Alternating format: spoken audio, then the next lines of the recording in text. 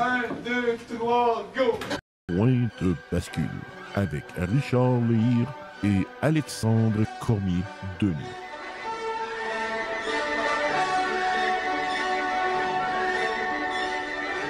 Et maintenant, voici votre pointe bascule. Alors, bonsoir mesdames, bonsoir mesdemoiselles, bonsoir messieurs, et bienvenue à cette édition du 25 octobre, mercredi le 25 octobre, de votre émission d'information favorite, Pointe bascule.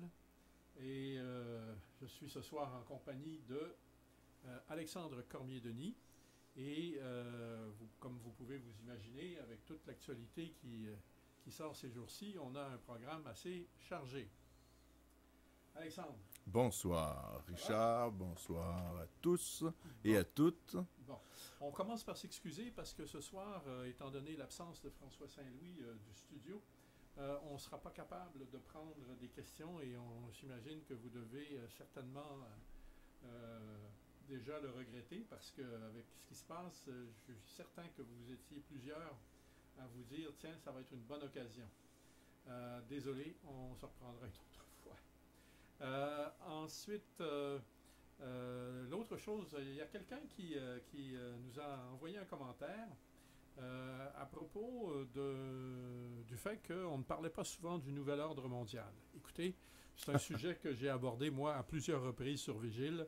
Vous avez juste à aller sur le site Google et faire Richard Lehir, nouvel ordre mondial, et vous allez trouver 7 ou 8 articles que j'ai écrits sur Vigile où il est question du nouvel ordre mondial.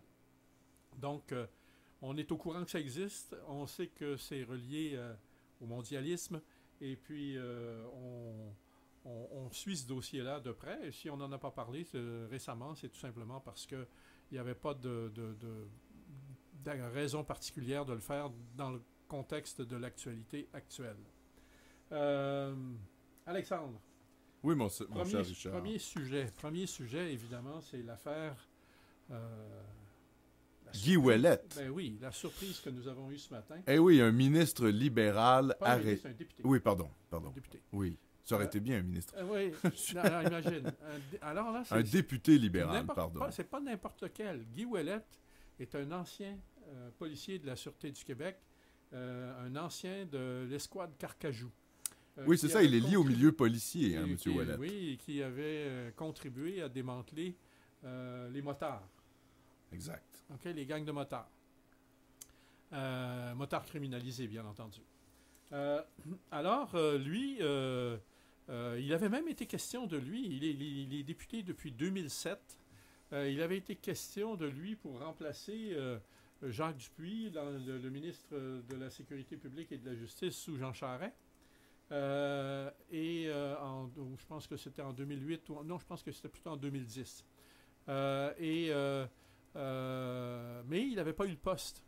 Et puis, encore au mois d'avril dernier, il avait fait une sortie assez remarquée, se plaignant des insinuations dont il se considérait victime de la part de la population concernant la pourriture du Parti libéral. Mm-hmm. Et puis, il se plaignait qu'il était tanné de ces fuites d'informations, etc., etc.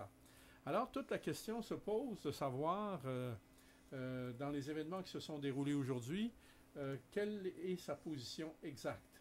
On sait qu'il est également président de la Commission des institutions et que c'était lui qui était chargé d'étudier le projet de loi 107 qui est devant la Commission à l'heure actuelle, où il est question justement de la réforme de l'UPAC et de l'opportunité de lui attribuer le statut de corps policier. Donc, on comprend que il y a des gens avec qui il n'est pas nécessairement en accord et Bernard Drainville, ce soir, suggérait qu'il y avait beaucoup d'eau dans le gaz entre lui et Lafrenière. Alors, est-ce que c'est une manœuvre de... Mais c'est tellement gros, tu sais. Oui, c'est difficile de vraiment évaluer ce qui se passe, là. Non, parce qu'on est devant un bonhomme qui est président de la Commission des institutions, qui est un ancien policier, qui est un député de l'Assemblée nationale. Et ce matin, il y a eu 2 perquisitions. Est-ce qu'il y en a eu une chez lui? On ne sait pas. Je sais qu'il y en a eu une qui est à Longueuil parce que la photo a paru dans la presse.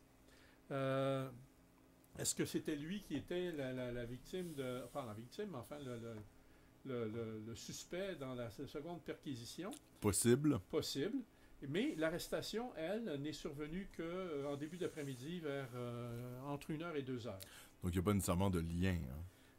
Bon, enfin, il y a probablement des liens avec l'arrestation. Il y a des liens. Mais c'est possible que ça déborde simplement Oui, le cas de M. Ouellet. Ben, fort probablement que dans le cadre de leur enquête, c'est la fameuse enquête mâchurée, là, Oui, exactement. dont il est question. Donc, on sait que c'est l'enquête qui porte sur le premier ministre Charest, M. Marc Bibot, bref, pas mal de monde.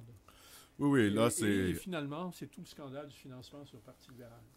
Et finalement, il est arrêté comme un suspect par rapport à des fuites d'informations. Hein. Oui, c'est ça. Alors, c'est ça la question qu'il faut se poser, c'est quel rôle jouait-il dans les fuites? Est-ce que c'est lui qui recevait de l'information ou bien c'est lui qui en donnait?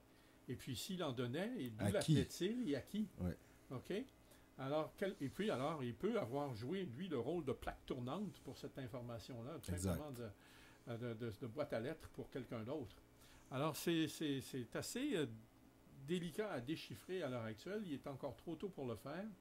Mais pensez-y 2 secondes, là. Imaginez la difficulté que ça représente pour un corps policier aussi, comment dirais-je, prestigieux, entre guillemets, que peut l'être l'UPAC. Ouais. Okay? D'obtenir auprès d'un juge un mandat de perquisition ou d'arrestation à l'endroit d'un député libéral. Lui-même ex-policier, qui est président de la commission des institutions, qui étudie justement en ce moment le projet de loi qui pourrait modifier le statut de l'UPAC. Le juge qui a entendu ce mandat-là, lui, il avait à se prononcer sur l'information qu'on lui remettait. Et le critère, au niveau de l'émission d'un mandat de perquisition ou d'un mandat d'arrestation, c'est le fameux motif raisonnable et probable.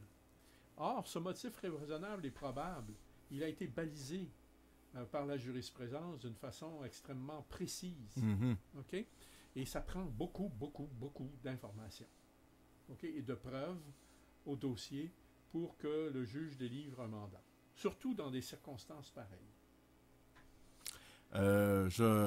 Peut-être pour amener de l'eau à ton moulin, Richard, Benoît Dutrisac, hein, l'ancien animateur de radio, vient de tweeter: de tous les libéraux, Guy Ouellet est un homme droit et il a été arrêté. La machine est puissante, s'il y en a un qui le sait, c'est moi. Oui. Alors, c'est vrai que ça peut un peu, comment je dirais, apparaître particulier parce qu'il y a quand même il y a d'anciens candidats, ou pas seulement des candidats, des députés du Parti libéral, dont on savait qu'ils avaient une réputation, en fait, d'être quand même plus problématique que celle de M. Ouellet, et qui n'ont jamais été arrêtés. Non, c'est ça. Donc, c'est pour ça que c'est un peu troublant, là, ce qui se passe. Mais effectivement. Et la question, maintenant, qu'on doit se poser, c'est Guy Ouellet était-il une taupe?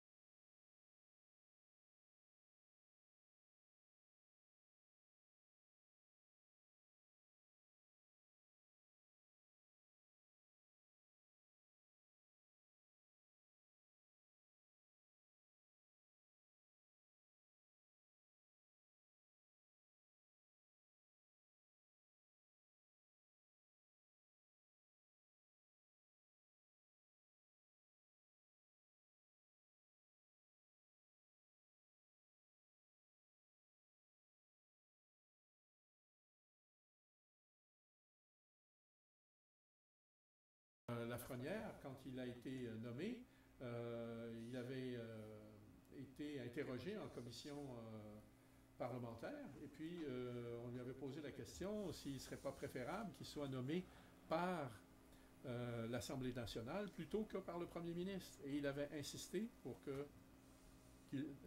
être nommé par le premier ministre.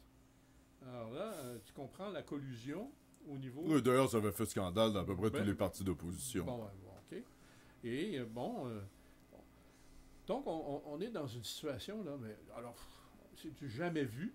Hein? C'est d'une gravité épouvantable. Ça met en cause l'intégrité d'un certain nombre de personnes, de l'État. Oui, de l'État, Okay? du parti au pouvoir, du gouvernement. Parti au pouvoir. Ouais. OK? Et ça met également en cause l'intégrité de M. Ouellet. Mhm. Okay? En premier chef. Non, pas au premier chef. Mais c'est toute la crédibilité. C'est lui qui est arrêté quand même. Oui, mais ça ne veut rien dire, ça. Non, ça ne veut rien dire. Ça veut dire qu'il est dans de beaux draps. Bon, est-ce qu'on a de quoi... est-ce qu'on a de quoi porter des accusations contre lui? Parce que le mandat d'arrestation, pour l'instant, il n'y a personne qui a parlé de dépôt d'accusation encore. Non, c'est vrai. OK? Alors, puis ensuite, la première... Au bout d'un certain temps, requête pour cautionnement. OK? Exact. OK. Alors, Exactement. Est-ce qu'il va être mis à caution? Est-ce qu'on va lui refuser? Pour quelle raison? Tu sais, ce gars-là, il demeure député. Même si demain matin, fort probablement, il va quitter le caucus libéral.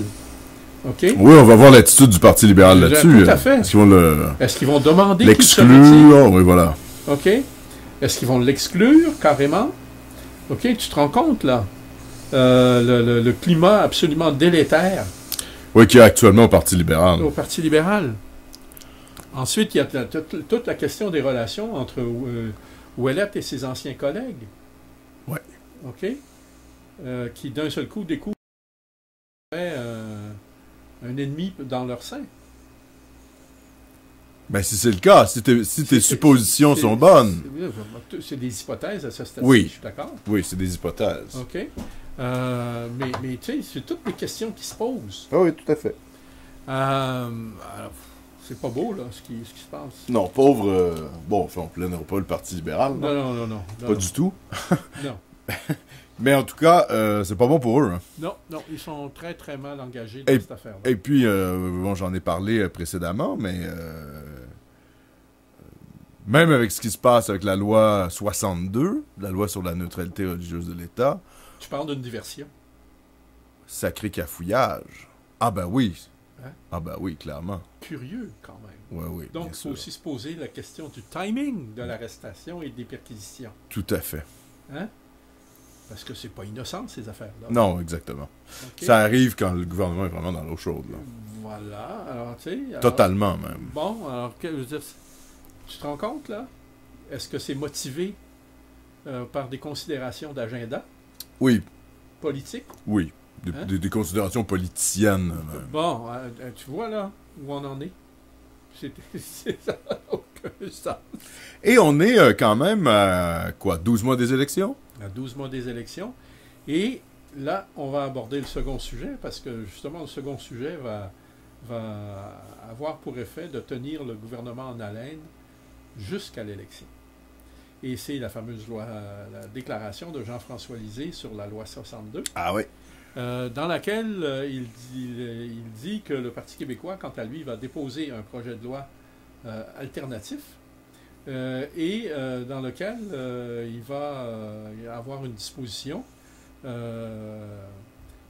ayant pour effet d'appliquer la clause dérogatoire qui est prévue dans la Constitution de 1982 et qui permet à une province de soustraire sa législation à la Charte canadienne des droits s'il le requiert. Exact. Okay? Donc une disposition tout à fait légale. Tout à fait constitutionnelle. Constitutionnelle. Okay? Et qui a été utilisée une fois par Bourassa. Oui. Au moment de l'adoption de la loi 178. Oui. Je pense que c'était... Sur la langue. C'est ça, en 88, sur la langue et ça avait créé un tollé épouvantable. Ouais. Oui, rappelons quand même que la clause dérogatoire a été utilisée plus qu'une fois. C'est pas la seule fois où ça a été utilisé. Ben, pas tant que ça, hein? Oh, je pense qu'il y a une dizaine de fois. Non.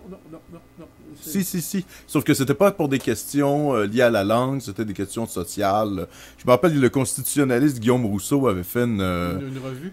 Oui, complète des fois où recensions des cas. Exactement, des cas où la clause dérogatoire avait été utilisée. En tout cas, moi, et j'avais été surpris du nombre de fois où ça avait été fait, sauf que ça avait été fait...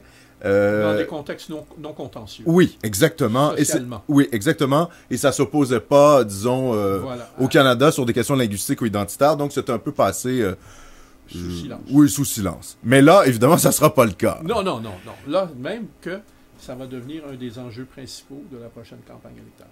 Oui, tout à fait. Alors, juste pour continuer dans la même veine, Richard, cette annonce a été faite aujourd'hui lors d'une conférence de presse de Jean-François Lisée. Derrière lui, il y avait Agnès Maltais, donc la seule députée aussi du Parti québécois à Québec. C'est pas anodin non plus.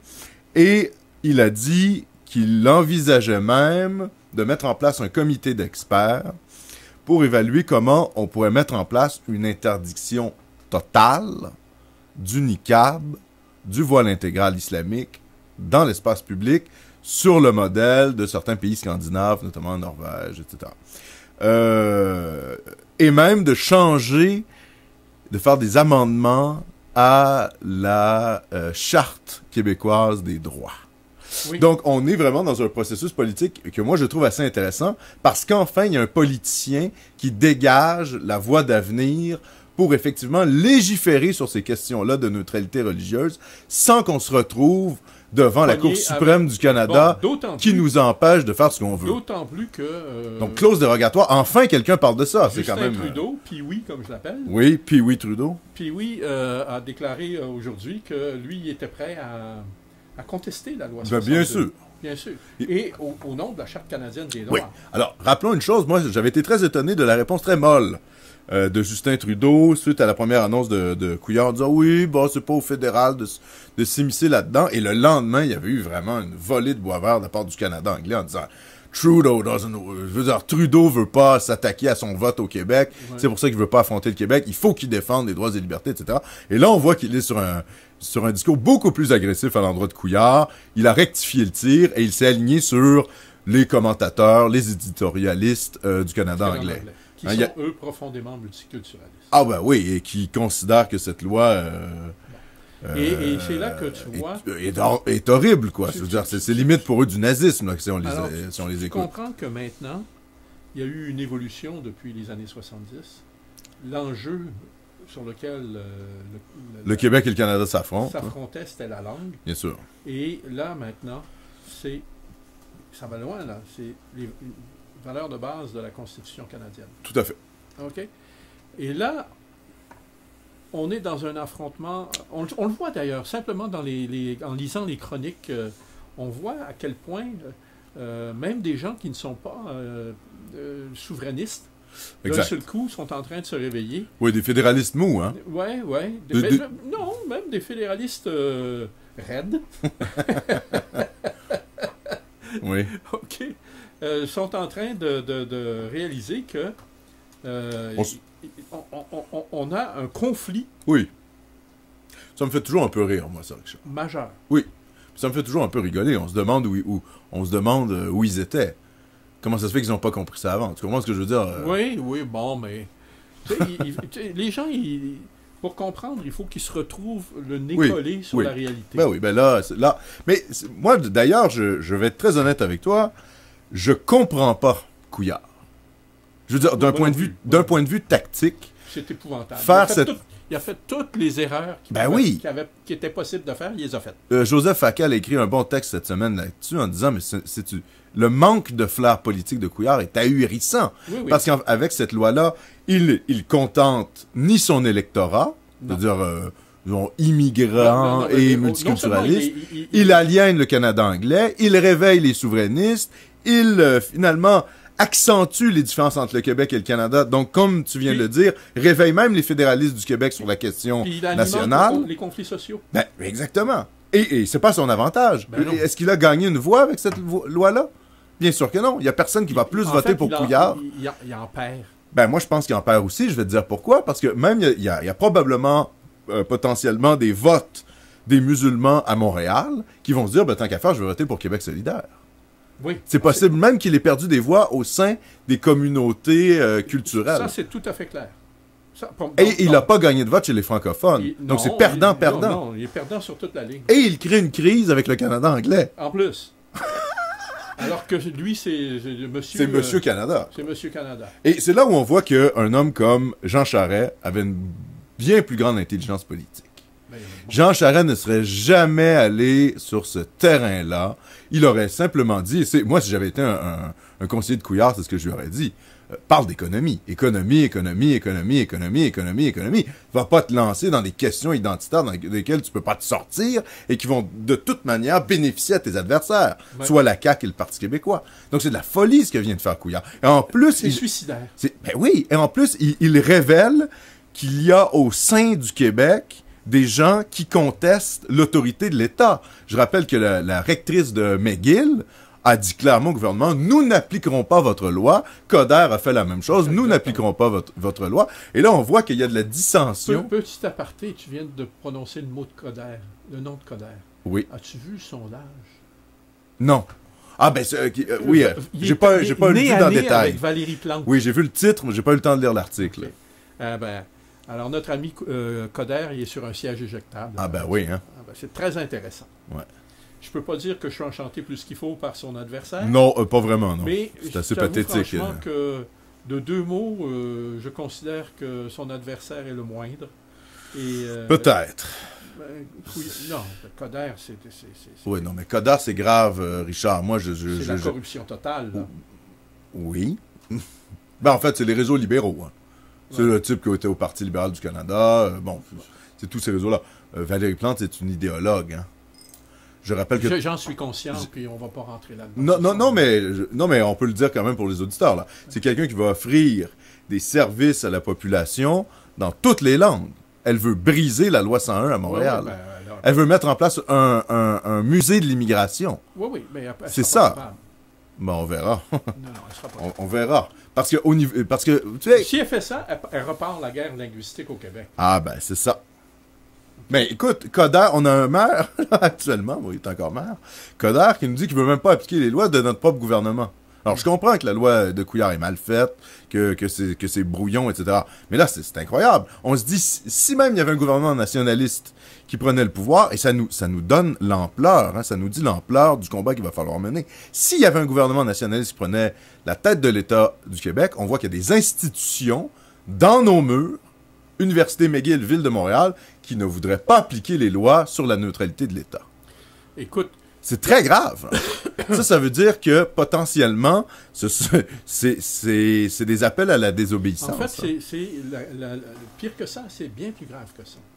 C'est la création institutionnelle de zones de non-droit. Exactement. Avec les acteurs. Tu te rends compte? Ouais. OK? D'où... Soutenus par le Canada anglais, c'est ça qui est grave. C'est ça. D'où la nécessité absolue d'adopter la loi que propose Jean-François Lisée. Ah ben oui, mais... En faisant en dérogation de la Charte canadienne des droits, comme la Constitution le permet. De telle façon bien sûr. que les acteurs institutionnels comme la Ville de Montréal, comme l'Université McGill et autres, ne puissent pas se dérober à l'application de la loi. Exactement. Mais de toute manière, ils vont être appuyés par le système médiatique et peut-être même l'opinion publique du Canada anglais. Hein. C'est pour ça que ces gens-là se sentent si hardis à contester le Québec. C'est parce qu'ils sentent que du côté anglophone, du côté du Canada anglais, ils ont totalement l'approbation de contester cette loi québécoise. Oui, tout à fait. C'est une espèce de cinquième colonne. Mais en même temps, à partir du moment où la clause dérogatoire est invoquée... Ah oui, légalement... c'est imparable. Oui, mais là, pour faire ça, Richard, parce que là, on est quand même face à un Parti québécois qui a des tentations d'être toujours un peu mou, hein? Oui. C'est facile de... Non, mais tu le sais le premier. Oui. Mais... on va éviter de s'alourdir là-dessus, parce qu'à l'heure actuelle, là, on va donner la chance au Parti québécois de faire ses preuves. Exactement. Ce que je veux dire, c'est que là, c'est bien beau de dire ça en pré-campagne électorale. Si jamais c'est le cas, être au pouvoir, appliquer, c'est-à-dire invoquer la clause dérogatoire pour réellement appliquer une loi sur la neutralité religieuse de l'État, là, ça va être une autre paire de manches et là, ça va être un sacré combat contre le Canada. Oui. Et il va falloir voir si le Parti québécois actuel a, je dirais, la colonne pour le faire. Ben, en tout cas, s'il ne l'a pas, il ne sera pas élu. Bon, oui, en même temps, il peut promettre quelque chose et une fois pouvoir ne pas le faire. Ça, c'est l'autre chose. C'est l'autre chose, effectivement. mais c'est encourageant de voir qu'il y a déjà un déblocage dans le discours politique où on parle d'invoquer la clause dérogatoire. Tout à fait. Parce que c'est la seule manière à l'intérieur du Canada, évidemment, si on était un pays, ça c'est autre chose, mais c'est la seule manière à l'intérieur du Canada de pouvoir faire appliquer des lois sur la neutralité religieuse de l'État. Et là, on a quand même un déblocage institutionnel. Là, on est dans autre chose que des mots et on va faire des chartes qui vont être contestées par la Cour suprême du Canada et finalement, il n'y aura pas d'effet. Là, il y a quelqu'un qui nous dit, non, il y a une solution. La voici. Elle est légale. Elle est légale et on va l'appliquer. Alors ça, je dois dire que ça a fait ma journée. Oui, ça fait plaisir à entendre. Ça fait plaisir à entendre. Et en plus que Lisée, on le sait, est assez louvoyant sur ces questions-là. Je veux dire, depuis de toute sa carrière politique, c'est pas quelqu'un qui a eu des positions très fermes là-dessus. Lisée, à l'heure actuelle, il est comme acculé au pied du mur. Hein. Oui, parce qu'il y a la CAQ. Bon, justement. Voilà. Il y a la CAQ et la CAQ a le vent dans les voiles. Et à l'heure actuelle, il a pas le choix. Il est placé dans une situation où il faut absolument qu'il aille gruger dans les appuis de la CAQ chez les francophones. Exactement. Et la seule façon pour lui de se démarquer, c'est de donner des assurances dans le sens de la rigueur. Et ça place la CAQ dans une situation délicate aussi, parce que la CAQ va être obligée d'en faire autant. Oui, ou d'apparaître molle. Ou d'apparaître molle. Alors, imagine le résultat devant lequel on se retrouve là. Là, ça commence à devenir intéressant. Tout à fait. Parce que le débat porte sur des choses auxquelles la majorité tient. La majorité de la population est en faveur. C'est ça. Ouais. Alors, on est sorti du cadre de la satisfaction de la minorité exact. Pour entrer dans le cadre de la satisfaction de la majorité. Exactement. Et ça, c'est historique, là. OK? On vient, tu sais, à l'heure actuelle, il faut contenter la majorité et non plus contenter la minorité. Ouais. Écoute, c'est la première fois qu'on se retrouve dans une situation comme celle-là depuis plus de 20 ans. En fait, depuis Bourassa. Ouais. 88. Et en plus, si on fait une petite analyse politique, c'est là où on voit, ça peut paraître paradoxal, mais c'est là où on voit l'intérêt d'avoir un parti comme la CAQ. Parce qu'au fond, l'existence de la CAQ et sa montée dans les sondages force le Parti québécois à un peu plus de virilité politique. Ça force le Parti québécois à prendre des positions plus fermes et plus cohérentes parce qu'il y a un adversaire qui lui chauffe les fesses sur le plan électoral. Et là, on voit qu'il n'y a pas le choix d'avoir une espèce de surenchère dans les mesures proposées pour, justement, satisfaire la majorité, comme tu viens de le dire. Et tu vois, ce qui est intéressant, c'est que cette concurrence-là va forcer la CAQ elle aussi à la surenchère. Exactement. Alors, autrement dit, il faut qu'elle aussi... Et puis alors, imagine, si Lisée cultive l'ambiguïté, pose-toi la question de savoir à quel point Legault la cultive aussi. Ah ben oui, ça c'est sûr. Hein? Non, ben là, ça c'est évident. D'ailleurs, bon, c'est un peu la limite de la CAQ, hein, c'est-à-dire, est-ce que la CAQ est prête à utiliser la clause dérogatoire pour mettre en place une législation? On n'a jamais entendu parler de ça. Non. Alors que si elle était cohérente, même dans une posture autonomiste...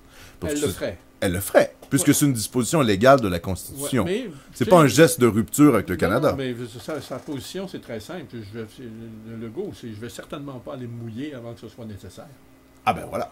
Hein? OK. Voilà. Bon, ben là... Là, il n'y a pas le choix. Là, pas le choix, il va être obligé de se mouiller. Ouais, exactement. S'il ne le fait pas, il va paraître mou. Ben oui, c'est ça le truc. Okay. Et c'est là où Lisée, je trouve ça même, d'un point de vue politique, je trouve ça très habile.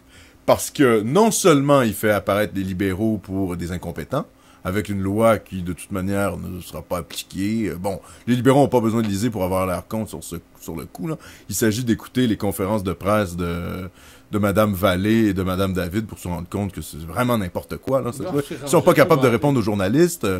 Je sais pas si tu as écouté ça, un journaliste qui lui pose la question, alors, est-ce que une étudiante dans une université... Ben oui, alors, c'était n'importe quoi. Ben oui, va pouvoir porter un voile intégral.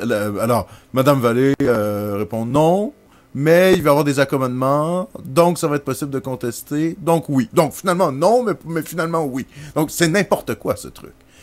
Donc les libéraux s'humilient seuls, hein, sans avoir besoin de liser, et Lisée finalement pousse Legault dans le coin et l'oblige à tenir des positions encore plus fermes. Et là, la logique un peu, je dirais, crypto-fédéraliste la CAQ, c'est-à-dire toujours sous-jacente, hein, l'adhésion à l'ordre constitutionnel canadien de la CAQ, puisque véritablement, ils ne veulent pas sortir du cadre constitutionnel canadien, fait en sorte que ça les pousse dans leur dernier retranchement. Hein? Alors, tu vois, jusqu'ici, le PQ était en train de s'enliser. Et maintenant, il est en train de se désenliser. Oui, ben, c'est une bonne chose. Oui, c'est très bien. On va s'en réjouir. C'est pas souvent qu'on a l'occasion de le faire. Non, mais voilà, il faut le souligner quand c'est le cas. Et là, vraiment, je sens qu'il y a peut-être quelque chose. C'est ce qu'on se disait hors onde, Richard, quand même. On sait qu'au Parti québécois, il y a des éléments qui doivent être extrêmement inconfortables. Oui, je sais, mais il ne faut pas s'apesantir là-dessus. D'accord, mais... stratégie. D'accord, mais c'est... Okay. Mais tout ça pour dire que... Donnons à Lisée la chance. Oui, ben justement. Moi, c'est pour ça que je dis ça hein, aussi, Richard. Ouais. Je souligne ça pour dire quand le chef du Parti québécois a des bonnes initiatives, il faut les souligner. Hein, tout à fait. Parce que s'il est soutenu par l'opinion publique et par les nationalistes québécois et par les membres du Parti québécois de l'extérieur du parti... Ils vont tout de suite comprendre que c'est payant sur le plan électoral. Exactement. Et les gens qui peut-être contestent ces mesures-là vont être marginalisés au sein du caucus péquiste. Ce qui est agréable de constater, c'est qu'enfin, il semble y avoir un consensus fort. Très fort. Contre le multiculturalisme. Ouais.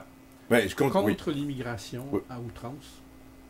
Contre les effets. Oui, voilà, les effets là, du multiculturalisme radical. Je veux dire, le niqab, c'est quand même le vêtement le plus hostile, le plus asocial, le plus misogyne, le plus islamiste qu'on peut pas avoir. C'est ça. Et pour tout le monde qui est doté d'un peu de jugeote, ça fait pas de sens. Ben non. Ça fait... Alors, c'est incroyable que c'est ces gens-là qui tiennent tant à leur propre symbole religieux, hein, qui nous demandent de retirer le crucifix à l'Assemblée nationale. Ben là, mais encore là, est-ce que c'est ces gens-là ou c'est leurs alliés de Québec solidaire? D'ailleurs, ça nous pousse à l'autre sujet, là. D'ailleurs, je fais remarquer aux auditeurs de Radio Infocité qu'on a enregistré hier une vidéo sur la présence du crucifix au Salon Bleu de l'Assemblée nationale qui a été mise en ligne à 18h. Elle a été mise en ligne? Elle a été mise en ligne. Mon Dieu, tu m'apprends ça. Déjà. On a fait ça hier soir, toi et moi. Exactement. Donc, c'est le décryptage de la présence du crucifix et de la tentative de Québec solidaire de retirer ce crucifix de l'Assemblée nationale. Ce crucifix, et ce qui est intéressant, c'est que hier matin, Fatima Ouda-Pépin a publié un bijou de chronique où justement elle évoque la présence du crucifix à l'Assemblée nationale et elle souligne fort pertinemment la présence d'une foultitude de symboles anglicans dans l'enceinte de l'Assemblée nationale. Or, si on veut retirer le crucifix, il faudra, par mesure équivalente, retirer également les symboles de l'Église anglicane. Mais ça, c'est la devise de la souveraine. Dieu est mon droit. Oui, du Royaume-Uni. Hein? OK. Oui. Et puis tous les autres symboles qui vont avec. Oui. Okay. Mais évidemment, Richard, tu sais très bien que personne ne parle de ça. Ben non, bien à sûr. l'Assemblée nationale. Parce que... On est les... non, mais... on est à peu près les seuls à en parler. Le fait que Fatima Ouda-Pépin... en parle, oui, c'est bien. En a parlé, et il devait se réunir aujourd'hui, le bureau de l'Assemblée nationale, ou hier, en fait. Aujourd'hui, je crois. Hier matin. Hier matin. OK. Et rien n'a filtré. Ça t'a dit quoi? Ah ben, ils veulent toucher à rien. C'est-à-dire qu'ils sont pognés avec la patate chaude puis ils ne savent pas quoi faire avec. Oui, oui. Mais les députés, les libéraux voudront absolument pas ça. C'est quand même intéressant de voir que Luc Lavoie retirer le crucifix. Alors, Luc Lavoie, le chroniqueur de TVA, de LCN, a dit qu'il ne fallait pas y toucher. Ben non, bien sûr que non. Hein? Non, mais c'est incroyable. Comment ça se fait que... Mais ça, excuse-moi, Richard. Encore une fois, c'est un problème qu'on a au sein du mouvement souverainiste québécois. C'est-à-dire qu'il y a des gens qui comprennent très mal la puissance des symboles. Quand on voit que parce que je rappelle quelle est la position du Parti québécois. Ouais. Quelle est-elle, Richard? Le Parti québécois est en faveur de retirer le crucifix de l'Assemblée nationale. Pour le placer... de l'Assemblée du Salon Bleu. Du Salon le placer Bleu. Ailleurs. Ailleurs, dans l'Assemblée nationale, Mais moi, je ne à condition, excuse-moi, Ouais. à condition que ce soit unanime. C'est ça. Donc, en gros, qu'est-ce qu'il nous dit? Si vous voulez conserver le crucifix au Salon Bleu, votez pour la CAQ ou votez pour les libéraux. C'est une drôle de position. Drôle. Je suis d'accord avec toi. Mais ils C'est- sont pas... tu sais, ils ont Ils ont des contradictions. Ils ont des contradictions, puis à l'heure actuelle, ils sont placés dans la situation d'avoir à les éclaircir, puis ils vont devoir le faire vite. Oh oui. OK? Ouais. Mais ça, c'est une bonne chose. C'est sain comme principe. À un moment donné, il faut arrêter de vasouiller, et puis il faut que les choses soient claires. Qu'est-ce que tu veux dire, c'est sain comme principe? Qu'ils soient obligés de se prononcer. Ah, oui, d'accord. Hein? Mais d'ailleurs, qui force ce débat-là? Ouais. C'est Québec solidaire. C'est Québec solidaire. Ah, Québec solidaire, évidemment, est contre la présence du crucifix au Salon Bleu, mais, du même souffle, appelle ses militants à se mobiliser contre la loi Mais 62 en même de temps, Couillard. Sachons qu'à l'heure actuelle, la chose est devant le bureau de l'Assemblée Fou, ça. nationale. Or, le bureau de l'Assemblée nationale regroupe le Parti libéral, le Parti québécois et la CAQ, mais Québec solidaire n'est pas représenté au bureau de l'Assemblée Mais- nationale. Ils leur ont donné une dérogation, hein, tu sais ça. Ah, j'ignorais qu'ils avaient donné Si. une délégation. Si, ils leur ont donné une dérogation Pour qu'ils puissent participer. pour parler de ce sujet-là. Bon. Voilà le truc. Mais il n'y aura pas d'unanimité. Non, ça, je suis d'accord. OK? Oui, mais c'est bizarre quand même qu'on doive reposer que nous, qui avons une conscience historique Oui, et qui sachons qu'il ne faut pas retirer le crucifix, ils savent. oui, qui savons qu'il ne faut pas retirer le crucifix du Salon Bleu, qu'on doive compter sur la CAQ et le Parti libéral. Ça n'a pas de sens. Comment se fait-il que le Parti québécois n'est pas conscient du rôle qu'a joué l'Église dans la construction de l'État québécois et du sentiment de dépossession? Alors, je vais te dire, ça, c'est un Qui est phénomène le purement nôtre. générationnel. Pourquoi? Regarde l'âge... Mais écoute, c'est pas... Non, regarde l'âge des députés, Oui, mais... de la majorité. C'est tous des gens qui sont nés après 70. Là, tu parles des libéraux? Non, je parle du québécois. Oui, mais c'est la même chose pour les libéraux, Oui, Richard. oui, bien sûr, mais les libéraux, eux, ils ont des motifs différents. Ben c'est ça. C'est pour ça que je te dis que c'est pas dégénérationnel. Parce que Non, sinon... mais au PQ, c'est générationnel. Mais les députés de la CAQ sont pas plus jeunes que les députés du Parti québécois. Et pourtant, la CAQ est contre le retrait de... Non, la CAQ n'est pas exprimée contre le retrait du Si. crucifix. Ben, je ne l'ai pas vu passer. Ah ben moi, oui. Je te le Oui? dis. Oui, explicitement, ils ont Et dit... explicitement, ben, il n'y a pas d'unanimité, donc on n'en parle même plus. Ben voilà, ils sont contre pour des raisons patrimoniales. Bon, exactement. Alors, le PQ n'avait même pas cette position-là. Donc, c'est encore une preuve de l'utilité de la CAQ de forcer le PQ Oui, mais voilà, s'ajuster. oui, ben voilà, c'est ce que je te dis. C'est quand même pathétique qu'on doive reposer. Que nous, souverainistes, Oui. nous reposions sur la CAQ pour finalement avoir des positions minimalement conservatrices. Mais sur le crucifix, il y a quand même un certain nombre de choses qu'il faut rappeler. Hein? Oui, il y a, bien il y a sûr, des- il y a des- il y a des- il y a vas-y. des gens qui s'imaginent que on peut en disposer comme on veut, que ça ne représente rien. Il faut comprendre dans quelles circonstances, dans quel contexte, et puis si vous allez sur la vidéo de Nomos TV, qui sera mise en ligne demain sur Vigile, vous allez voir que c'est Duplessis, en 1936, qui a installé ce crucifix-là. Exact. Et il l'a fait, lui, pour des raisons bien claires, justement parce qu'il voulait opposer l'identité québécoise à l'identité britannique qui était imposée à l'Assemblée nationale. Oui, dans les boiseries C'est ça. du Salon Bleu. Il faut rappeler que ça. dans les boiseries du Salon Bleu, il y a il y a le blason, non pas du Québec, non pas du Canada, mais du Royaume-Uni. Du Royaume-Uni. Et on peut se poser aussi la question, peut-être que les gens vont se poser la question en faisant des recherches, ils vont se dire, oui, mais attendez, c'est en français. Dieu est mon droit, la devise du Royaume-Uni. Alors, il faut le savoir. Ah ben voilà. C'est pas à cause du Québec. Non. Ça n'a aucun lien avec le Québec. Imaginez-vous que la langue officielle de la monarchie britannique, c'est le français. Oui. Merci à Guillaume le Conquérant. Merci à Guillaume le Conquérant. Qui a gagné lors de la bataille d'Hastings. Ouais. La seule dernière invasion et ce n'est pas par hasard de la Grande-Bretagne qui est réussie. S'exprime aussi bien en français. Ah ben voilà. Et que ses enfants le font également. Bien sûr. OK? Alors, ses enfants, ça devient difficile là, quand tu dis que le prince Charles n'a pas loin de 70 ans. Oui, mais c'est bon. Mais c'est quand même bon. Mais alors, c'est toutes des choses que on a perdu de vue parce qu'on a perdu le contact avec notre histoire. Oui, mais tu vois, c'est bizarre parce que cette attaque de Québec solidaire envers le crucifix devrait normalement réveiller la critique de ces symboles-là britanniques. Ben oui. Or, personne n'en parle.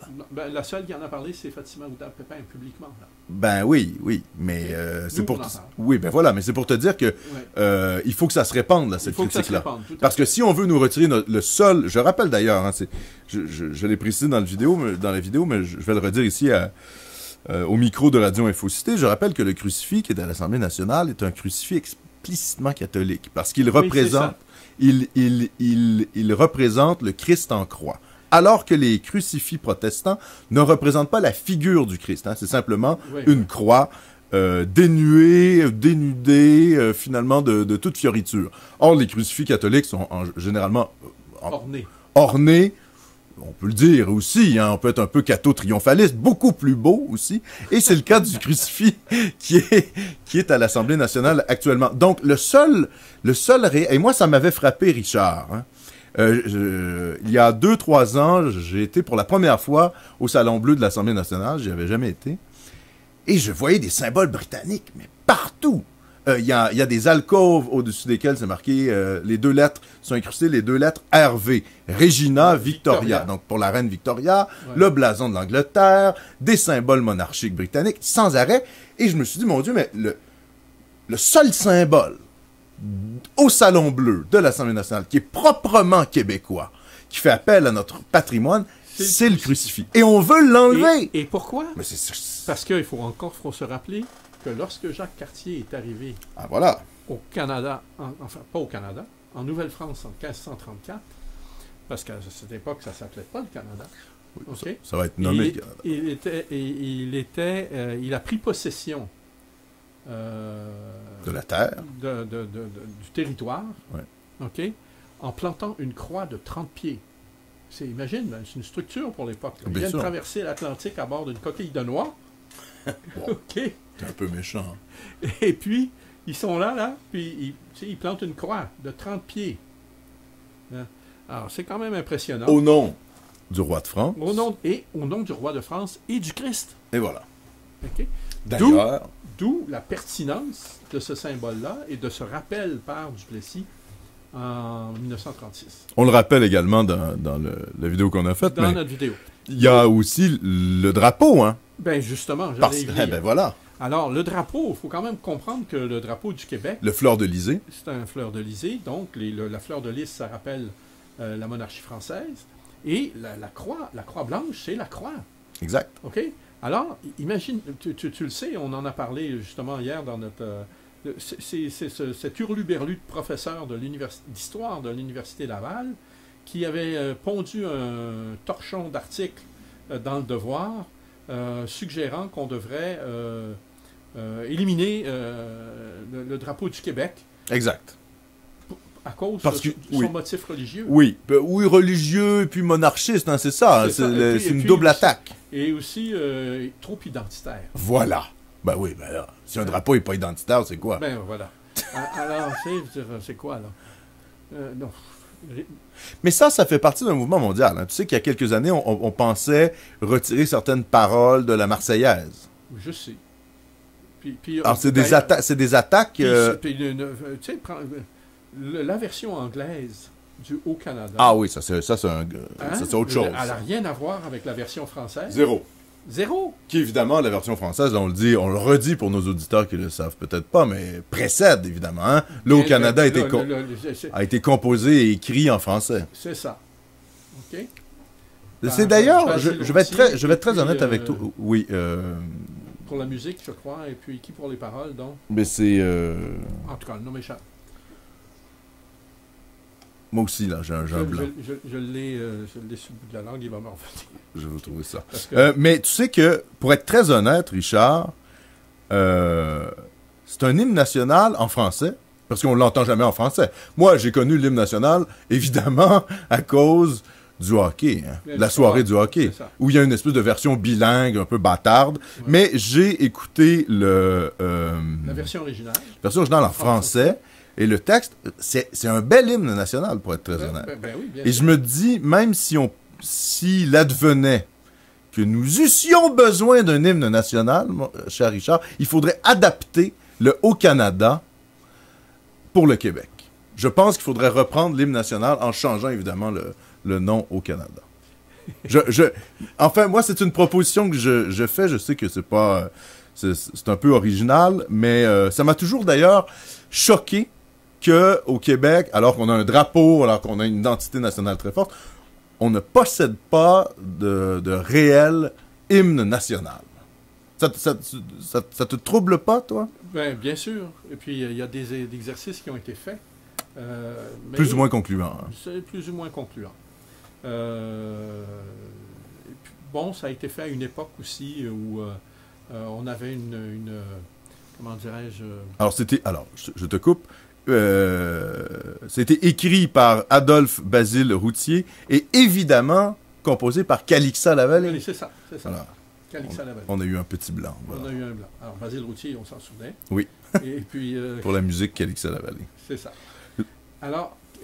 Par curiosité, d'ailleurs, j'invite les auditeurs de Radio Infocité à consulter le texte du Haut-Canada en français. Le connais-tu? Légèrement. Je ne peux pas le réciter par cœur. Au Canada, terre de nos aïeux. Oui. Je l'ai Ton front est saint de fleurons glorieux, car ton bras sait porter l'épée, il sait porter la croix. Voilà. Hein? La croix. Alors, la croix se trouve dans... L'hymne national. L'hymne national canadien. Oui. Et sur le drapeau québécois et à l'Assemblée nationale du Québec. On appelle ça la continuité historique. Hein? Oui, tout à fait. Alors, ça continue comme suit. Ton histoire est une épopée des plus brillants exploits et ta valeur de foi trempée protégera nos foyers et nos droits. Sous l'œil de Dieu, près du fleuve géant, donc c'est explicitement le Saint-Laurent, le Canadien grandit en espérant, il est né d'une race fière, béni fut son berceau, le ciel a marqué sa carrière dans ce monde nouveau, toujours guidé par sa lumière, il gardera l'honneur de son drapeau. Bon, je ne vais pas faire la lecture complète, mais tout ça pour vous dire que, honnêtement, c'est un bel hymne national qu'on possède et qui, malheureusement, comme la feuille d'érable, comme le castor, nous a été volé par le Canada anglais, mais ce sont des symboles fondamentalement canadiens-français. Hein. Complètement. Ouais. Castor, feuille d'érable au Canada. Voilà. Alors... Mais d'ailleurs, plus récemment, la poutine. La poutine. C'est peut-être moins glorieux. Oui, en effet. Non, je sais, Richard. Mais ça sur le même niveau, là, franchement, tu pousses, Alexandre. Non, mais écoute, je suis d'accord. Sauf que tu sais que les Canadiens, pour nous avoir méprisés très longtemps à cause de la poutine, maintenant se l'approprient. Hein. Oui. Ils en font un Canadian dish, un repas typiquement canadien. Moi, Ah oui, toi, tu dois pas être très poutine, Richard. Non, j'ai goûté une fois, ça m'a suffi. Bon, je dois être honnête, moi non plus, je suis pas très poutine, mais c'est pas grave. Quand le Canada anglais vole, ne serait-ce que des plats, disons, comment je pourrais dire, de fast-food québécois, ça me heurte quand même, et ça m'a rappelé immédiatement, je dirais, tous ces vols identitaires. Et c'est un des problèmes du nationalisme québécois. Hein. C'est-à-dire, si à chaque fois qu'on se crée en tant que Québécois ou Canadiens français, des symboles et qu'on nous les vole et qu'on est obligé d'en créer des nouveaux pour se distinguer du Canada anglais, ben, à un moment donné, ça n'a plus de fin, là. C'est-à-dire qu'il faut tenir à ces choses-là et essayer de les conserver le plus possible. Ouais. Mais on est tellement content de voir que quelqu'un d'autre apprécie ce qu'on aime. Oui, mais bon, de là, se le faire voler par le Canada anglais, c'est autre chose. Bon, écoute, tu me feras pas crier le scandale pour la poutine, là. Et pourtant, Richard, tu devrais. Mais bon, on aura cette discussion-là Vraiment pas. un autre moment. Tu sais, les frites, c'est bon. Les frites belges. Ouais, C'est pas les French. Ah, ça, d'ailleurs, les Anglais sont toujours mélangés. Hein. ouais. French fries, alors que c'est les Belges qui Qui ont inventé les frites. Oui. C'est pas important, ça. Les frites, c'est bon. Le fromage en grains, c'est bon. Ah. Mais la sauce barbecue, c'est dégueulasse. Ah, d'accord. Donc, t'es contre. On sent que la poutine Puis le mélange n'a pas des gagné trois, ton c'est cœur. catastrophique. Qu'est-ce qui se passe sinon sur la scène nationale, là? De quoi peut-on parler encore Ben, mon Dieu. sur la scène nationale? Ben, écoute, les sujets qu'on vient de couvrir là, sont pas mal. Normalement, on devrait. C'est la période où on aurait dû avoir un appel, on ne l'a pas, puis Oui. là, on se retrouve un petit peu. Non, exactement. Mais c'est pas grave. De toute manière, je pense que ce qui s'amorce pour le Parti libéral dans la foulée, là, écoute, là, c'est. dans la foulée du scandale, en fait, du cafouillage de la loi 62, l'arrestation. C'est la descente aux enfers. Ouais. Et, ah ben, il y a une chose dont on n'a pas parlé, Richard. Le lac Saint-Jean. Il y a eu des élections. Ah oui, l'élection au lac Saint-Jean. Ben oui. Évidemment, remportée par un libéral. Mais ce qui est intéressant, c'est de voir L'effondrement l'effondrement du du NPD. NPD. 11% pour le NPD. 11%. Alors qu'aux dernières élections fédérales, ils étaient arrivés deuxième, hein, derrière les conservateurs. Ouais. Alors là, c'est le commencement de la fin pour le NPD au Québec. Oui. OK. Dans ça, on va pas nécessairement verser des larmes là-dessus. Non. OK. Parce que le NPD puis Québec solidaire, c'est comme cul et chemise. Oui, tout à fait. OK. Mais en même temps, c'est significatif de la difficulté que Québec solidaire va avoir à s'imprégner en dehors de Montréal. Oui. S'implanter, pas s'imprégner, s'implanter en dehors de Montréal. Ben oui. Et ça, c'est bon. C'est un Ouais. très bon signe. Par contre, honnêtement, ce qui est plus déprimant, c'est le fait de voir un comté comme le lac Saint-Jean, qui est un comté traditionnel. J'ai regardé les chiffres là l'autre jour, traditionnellement bloquiste. Là. Non, tu fais erreur. Ben, depuis les années 90. Non. Le bloquiste, là, tu sais, le comté du lac Saint-Jean. C'est le comté de Lucien Bouchard. C'est le comté, justement. Ouais. Puis Lucien Bouchard, il s'est fait élire au lac Saint-Jean à l'origine comme conservateur fédéral. Oui, mais le Bloc a gagné toutes les élections depuis. Oui, mais le bloc à Bouchard. Ouais, non, mais jusque dans les années 2000, Richard. Oui, mais non, mais. C'est quand même un bastion du Bloc. Oui, mais en tout cas, quant à moi, là, tu sais ce que je pense de Lucien Bouchard. Oui, Et mais tu- ça, c'est un quant autre à- sujet. Non, c'est un sujet très. C'est un fédéraliste. D'accord, Richard, mais Bon. ça ne change rien au fait que le Bloc n'a pas voté pour le Parti Ce que libéral je veux depuis te- des lustres. Ce que je veux te dire, c'est quand que même une rupture, le comté du lac Saint-Jean, Oui. c'est pas le Saguenay, là. Non, c'est le lac Saint-Jean. Alma, là, c'est autour d'Alma. Oui. C'est très conservateur. Oui. Mais d'ailleurs, OK? c'est un conservateur qui précédait, Et justement. qui a et- gagné aux dernières élections fédérales. Bon, le nouveau chef de Scheer, Andrew Scheer, Oui. Il n'a pas réussi encore, parce qu'il est, Pas encore. il est tout récent. là. Mais, ouais. Il n'a pas réussi à développer un following au Québec. Et puis, bon, il y a le Mais il est arrivé phénomène deuxième. Trudeau, il y a le phénomène de la popularité. Ah, de mais Trudeau. je voulais en venir là-dessus, parce que c'est quand même un peu effrayant. Hein.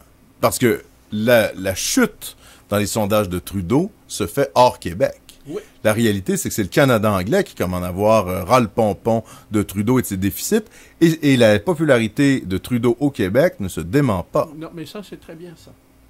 Moi, ça me... Je veux dire que Mais ça te décourage pas? non, ça me décourage Ça te pas décourage pas parce un peu que- des Québécois? Non, mais la meilleure chose qui pourrait arriver, c'est que le Parti libéral ne conserve que des appuis au Québec et perde partout ailleurs au Canada.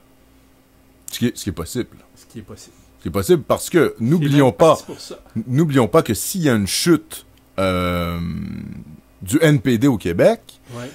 l'actuel chef, Jagmeet Singh, est particulièrement apprécié, notamment dans la région de Toronto. Oui, mais il a tenu des propos récemment là, sur l'appui qu'il donnerait à un mouvement nationaliste québécois qui lui a fait perdre tous les appuis qu'il avait au Canada anglais. Donc, c'est un effondrement du NPD de façon généralisée à laquelle on va assister. Ah, donc tu penses pas qu'il pourrait y avoir une vague... Non. Une vague orange, disons, au Canada anglais? Autrefois, c'était le NPD, Oui, le c'était vert. vert, ça a changé de couleur. Bon, je suis en train de... Non, mais dans le sens où, d'un point de vue, si on veut que Trudeau perde les prochaines élections, c'est quand même intéressant. Parce que la montée de Jagmeet Singh ne fait que prendre des votes aux libéraux. Ça prend pas des votes aux conservateurs, hein? Donc, c'est bon pour Andrew Scheer, c'est bon pour le C'est Parti très bien, conservateur du exactement. Canada. Ben oui. S'il réussit à gruger des votes Ouais. du Parti libéral, là. Ouais.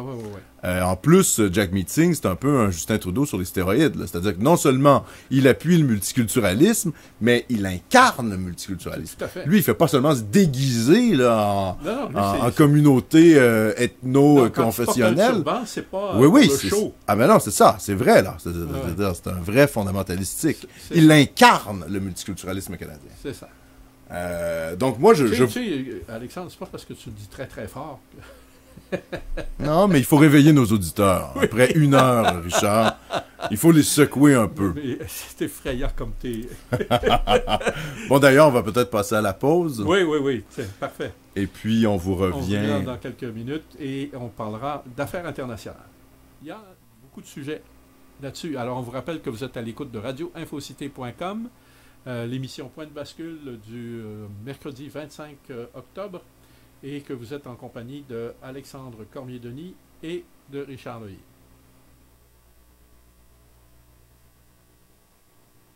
De retour pour le deuxième volet de l'émission, votre émission d'information favorite du mercredi soir, au micro de radioinfocité.com, Alexandre Cormier-Denis, Richard Loyer, et c'est l'édition du 25 octobre, mercredi 25 octobre, deuxième segment. Alors, Richard, on a de nouveau accès au téléphone. Au téléphone. Alors, je redonne le numéro de téléphone pour les gens de la région de Montréal. C'est le 514-360-7181. Je répète, le 514-360-7181. De la région de Québec, le 418-263-2440. Le 418-263-2440.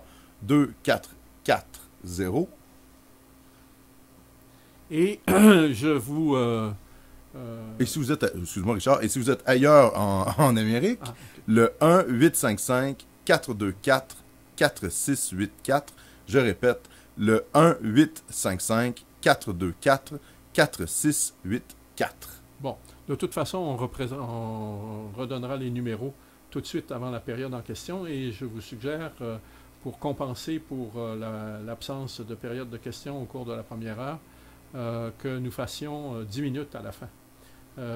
Et au cours de la fin, à la fin, vous pourrez poser des questions tant sur le contenu de la première heure que sur le contenu de la deuxième heure. OK? Alors, abordons de rechef le dossier de la Catalogne. Catalunya libre. Libre. Il y a deux. Il y a deux L. L. Oui, OK. Ah oui, En je te laisse. catalan. Alors là-dessus, sur le catalan, Richard, je m'incline. Je te laisse prononcer ça. OK, parfait. Alors, donc, les développements sont quand même assez préoccupants. L'Espagne a fait preuve depuis les erreurs qu'elle a commises à l'occasion du référendum du 1er octobre à améliorer sa stratégie face à la Catalogne. Oui, parce que là, au niveau international, ça a très mal passé. Ça a là. très, très mal passé. Mais là, ils sont beaucoup plus habiles et ils placent tranquillement la Catalogne dans une souricière. Et on approche de l'épilogue. Alors, aujourd'hui, Puigdemont, Carles Puigdemont, devait se rendre à Madrid pour rencontrer le Sénat, à l'invitation du Sénat espagnol, pour plaider sa cause. Et il a choisi de ne pas le faire. Tout porte à croire que c'est parce qu'il subissait des pressions intérieures très très grandes de la part de ses partenaires dans la coalition qu'il mène vers l'indépendance. Et donc, on est dans la situation où il y a eu une déclaration de la part de Junqueras, le porte-parole, à propos de le refus de l'Espagne d'envisager l'indépendance. D'envisager l'indépendance. Ouais. Et donc, si tous les événements se déroulent selon le scénario qui semble le plus probable, on pourrait se retrouver avec une déclaration d'indépendance de la Catalogne demain. Oui, qui aura des conséquences. Ben oui, parce qu'il faut comprendre que on a déjà de toute façon les réactions sur la scène internationale. L'Europe ne veut rien savoir de la Catalogne. Exact. Et le problème que doit affronter tout État qui aspire à l'indépendance, c'est celui de comment on va pouvoir rendre notre décision effective. Voilà. C'est le fameux thème de l'effectivité. Voilà. Or, vous avez beau avoir un territoire, vous avez beau être capable de lever vos impôts, vous avez beau être capable de protéger votre population, vous avez beau être capable de fonctionner, d'offrir les services de base, OK? Il faut que vous soyez capable d'obtenir la reconnaissance internationale. Eh oui. OK? Et puis, le premier élément de la reconnaissance internationale, c'est la légitimité. Okay? Et la légitimité, il faut être capable de la démontrer. Les conditions dans lesquelles s'est tenu le référendum du 1er octobre n'offrent pas les garanties nécessaires, suffisantes, exact, sur le plan de la légitimité. Ça, il faut d'abord reconnaître ça. Deuxièmement, il y a un refus. Donc, il n'y a pas de reconnaissance. Ben, il y a un refus de tout le monde. Il y a un refus de tout le monde. Moi, je pense que la stratégie de Puigdemont, c'était quand même de faire intervenir l'Union européenne. Hein. Ben oui, mais c'est fiasco, là. Parce que, complètement. OK? Ça n'a pas du tout fonctionné. Pas du tout. Non. Et c'est à mettre en parallèle avec la situation qui se déroule à l'heure actuelle en Italie, où il y a eu 2 référendums sur l'autonomie qui se sont tenus au cours des derniers jours. Un en Lombardie, c'est la région de Milan. Et c'est dans le nord de l'Italie, hein, pour que les gens voient bien. Là. L'autre, c'est la Vénétie. Ben, aussi dans le nord. OK, c'est Venise. Ouais.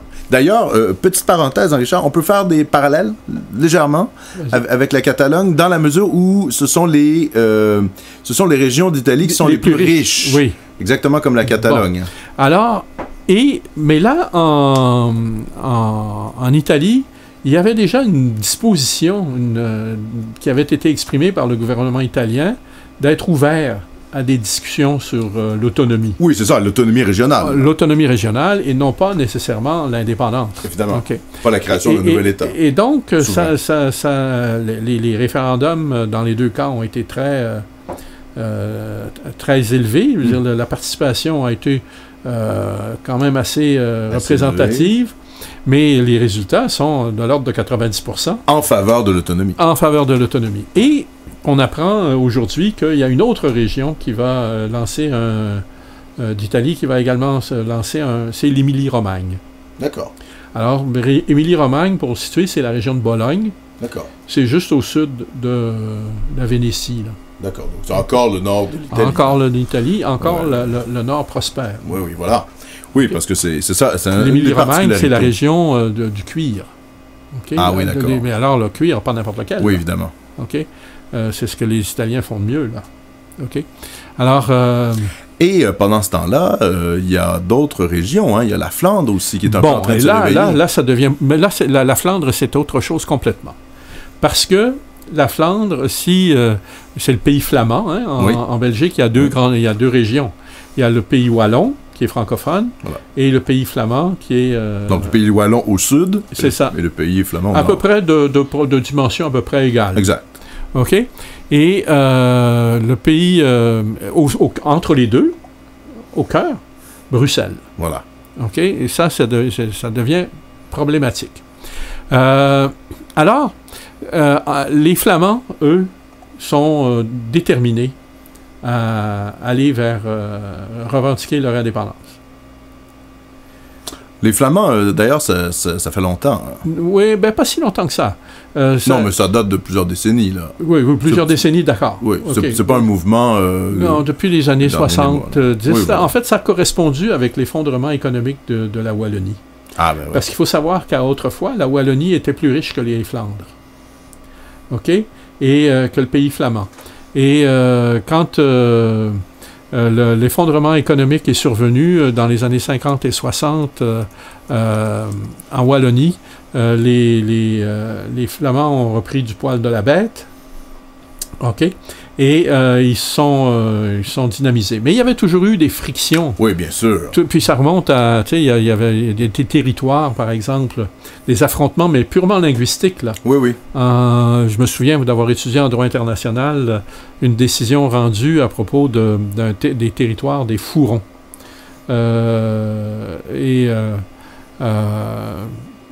Qui est juste à la limite de la France et puis là, alors là, la question, c'est quel degré d'autonomie. Oui. Voilà. Alors, mais ça, c'était... Il faut rappeler aussi quand même que la Belgique a quelque chose... c'est un État fédéral. Oui, tout à fait. C'est un État fédéral, mais c'est aussi un État qui, à mon sens, est un peu artificiel. Hein. Complètement. C'est-à-dire que c'est un État qui a un peu été créé comme une zone tampon pour protéger la Hollande de l'influence française. Et on sait que ça a été créé un peu dans la foulée des suites des guerres napoléoniennes. Oui. Et on a créé un peu la Belgique pour faire en sorte, en fait, pour que la Hollande soit protégée de l'influence française. C'est très amusant lorsqu'on découvre aujourd'hui que Air France et KLM, la compagnie néerlandaise, sont fusionnés. Oui. Et disons que, bon, la géopolitique de l'époque... voilà, c'était pas la même. Non, et c'était aussi... Ça faisait partie de la stratégie de tampon, justement, voulue par l'Empire britannique, hein, également. Tout à fait. Donc, c'est sûr qu'il y a eu un peu quelque chose d'un peu artificiel chez la Belgique, qui, à mon sens, est plus grand que l'Espagne. Quelque chose de plus organique dans la nation espagnole que la nation... belge. La Belgique fait un peu, parfois, ça peut un peu faire penser au Canada, dans son artificialité comme entité. Non, mais il y a quand même des grosses différences. Oui, bien sûr. D'abord, la taille du territoire, ça c'est évident. Oui, ça, évidemment. Okay. Puis ensuite, c'est un fédéralisme à deux. Oui. Alors, oui, ça c'est vrai. C'est un peu d'ailleurs, c'est un peu le Canada rêvé par les fédéralistes canadiens-français. C'est ça. C'est-à-dire que les fédéralistes canadiens-français veulent toujours se faire croire que il y a c'est les deux nations. Le pacte des deux nations. Le pacte des deux nations qui forment le Canada, alors que finalement, c'est pas du tout le cas. Il y a 10 provinces. Voilà. Et puis maintenant, il y a des territoires qui se rajoutent. En plus. Alors, tu vois, puis on veut faire de Nunavut une province. Ah oui, je suis pas au courant de ça. Oui. Ah, ouais. Alors, tu vois où on en est là. On est loin du fédéralisme à deux, oui, ça c'est sûr. Non, on est... Mais je voulais dire, dans la question de l'artificialité du pays, il y a quelque chose qui recoupe parfois la Belgique et le Canada. Bon, écoute... Sujet à débat. Mais tout ça pour dire que la question de la Catalogne... Je suis allé plusieurs fois en Belgique, j'ai eu des amis en Belgique. Mais probablement des Wallons. Non, en fait, des deux côtés. Des deux côtés, d'accord. OK. J'ai l'impression que les Wallons sont plus attachés à la Belgique que les Flamands. Ça dépend à qui tu parles. Peut-être. OK. Parce qu'il y a un mouvement aussi annexionniste chez les Wallons. Oui. Pour se joindre... à la France. Oui, pour que la Wallonie se joigne à la France. Et d'ailleurs, le problème est que s'il devait y avoir... Partition. Je veux dire, là, c'est carrément une explosion. Ouais. OK? De la Belgique. C'est clair que la Wallonie se rattacherait à la France. Et la question qui se pose, c'est celle de savoir à qui le pays flamand se rajouterait. Et il y a des questions, est-ce que c'est à la Hollande ou à l'Allemagne? C'est sujet à débat. Mais c'est des discussions qui sont en train d'apparaître à l'heure actuelle dans le débat public en Belgique. Et il faut être honnête, là, c'est quand même la question, c'est quand même le cas catalan qui réveille un peu les régionalismes. Tout, évidemment. Mais alors, encore une fois, il faut comprendre que ces régionalismes-là ne peuvent se réveiller qu'à la faveur de conditions économiques défavorables. Tout à fait. Okay? Ben, d'un contexte quand même de crise aussi au sein de l'Union européenne. Voilà. Mais cette crise de l'Union européenne, là, penses-tu que s'il y avait un taux de croissance de 5 ou 6 % à travers toute l'Europe, qu'on parlerait de ces choses-là? Pas du tout. Pas du tout. OK? Le problème est que dès que tu te mets à avoir des mauvaises années sur le plan économique, il ne s'agit plus de partager la richesse, mais de répartir la misère. OK? Et quand il s'agit de répartir la misère, personne veut de la misère et on cherche à la repousser sur quelqu'un d'autre. Et c'est exactement ça. Une des raisons profondes du réveil catalan tient au fait que la Catalogne se sent exploitée sur le plan économique par l'Espagne. Oui. OK? Si tout le monde était riche à... Oui, mais pour ce qui est des circonstances, je suis d'accord, mais en même temps, pour le cas de la Catalogne, il y a aussi quelque chose qui ne dépend pas de l'économie, c'est la question politique, la question de l'autonomie. On avait promis une autonomie à la Catalogne en 2010, on lui a retiré. Il y a aussi un contexte institutionnel. Non, mais il y a surtout un contexte historique. Oui, historique et de jeu politique à court terme. C'est un peu comme s'ils avaient connu le lac Meach, pour faire des parallèles. Non, mais il y a du sang sur la table, là. En plus, oui. Okay? Avec Franco. Sous Franco, là, il faut comprendre que... la langue avait été interdite. Complètement interdite. Ouais. OK. Mais en plus de ça, il y a eu une république de Catalogne qui créée en 1934 et qui a été réprimée par Franco. Oui. OK. C'est ça, il y a une profondeur historique au conflit. C'est ça, exactement. Puis il y a eu des morts. Oui, exact. Tu sais, le chef de la République catalane... Qui avait déclaré d'ailleurs une forme d'indépendance. C'est ça, exactement. Il a été torturé et... fusillé, je crois. Fusillé en 1940. Ouais. OK? Alors, c'est tout le sang, là, qui a coulé, là, qui a laissé beaucoup de blessures et qui explique le radicalisme de certaines positions aujourd'hui. Oui, au sein de la Catalogne. Voilà. D'ailleurs, je sais pas si tu l'as mentionné, mais Madrid avait appelé Puigdemont à comparaître. Oui. Et il n'y a pas été. Donc, il y a quand même un... J'en ai parlé. Oui, c'est ça. Et au sein du mouvement catalan, souverainiste catalan, il y a les alliés d'extrême gauche, la CUP, qui sont quand même assez radicaux, qui veulent, eux, une déclaration d'indépendance le plus rapidement possible. Par contre, il y a un peu la question de la responsabilité. Qu'est-ce que ça va déclencher? Quelle va être la réaction de l'Espagne? On peut s'en douter. La réaction de l'Espagne, ce ne sera pas une réaction conciliante. On est dans une dynamique extrêmement centrifuge.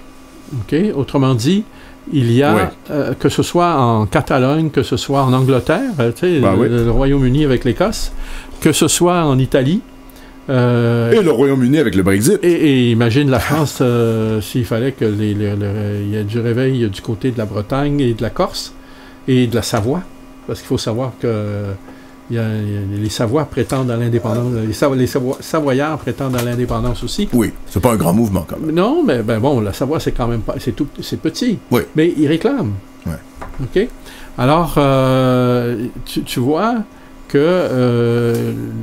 l'Europe ne peut pas se permettre ce fractionnement. Surtout dans le contexte actuel, où il y a quand même, d'ailleurs, il y a des élections, on en parlera peut-être plus tard. En Autriche. Oui, et là, c'est pas pro-européens là, qui viennent de Non, rentrer pas au du pouvoir. tout. Puis en République tchèque également. Exactement. Il a tout un pistolet, le gars qui a été élu. Oui, on l'appelle le Donald Trump, tchèque. Oui, imagine-toi. Bon, moi, je trouve ça plutôt sympathique, là, pour être très honnête avec vous. Là. Alors, c'est le milliardaire Andrej Babis. Oui. Je ne sais pas comment prononcer. Babiš. Ah, ben voilà, je savais que tu allais me corriger sur la prononciation de mon tchèque, qui n'est pas très bon. Mais c'est intéressant, hein, ça. Juste pour te dire, j'ai appris la prononciation tchèque quand j'étais à l'Expo universelle. J'étais affecté au pavillon tchèque pour faire la sécurité publique. Donc, Andrej Babiš? Andrej Babiš. Babiš. Bon, alors voilà. Alors, un milliardaire, hein, je pense qu'il a fait sa fortune dans les télécommunications. C'est ça. Je crois. Et qui est rentré au pouvoir et qui, ma foi, a des positions extrêmement dures sur l'Union européenne, sur l'immigration. Moi, toujours, quand j'entends parler d'un milliardaire, sachant que la Tchécoslovaquie, au moment où elle était encore unie, est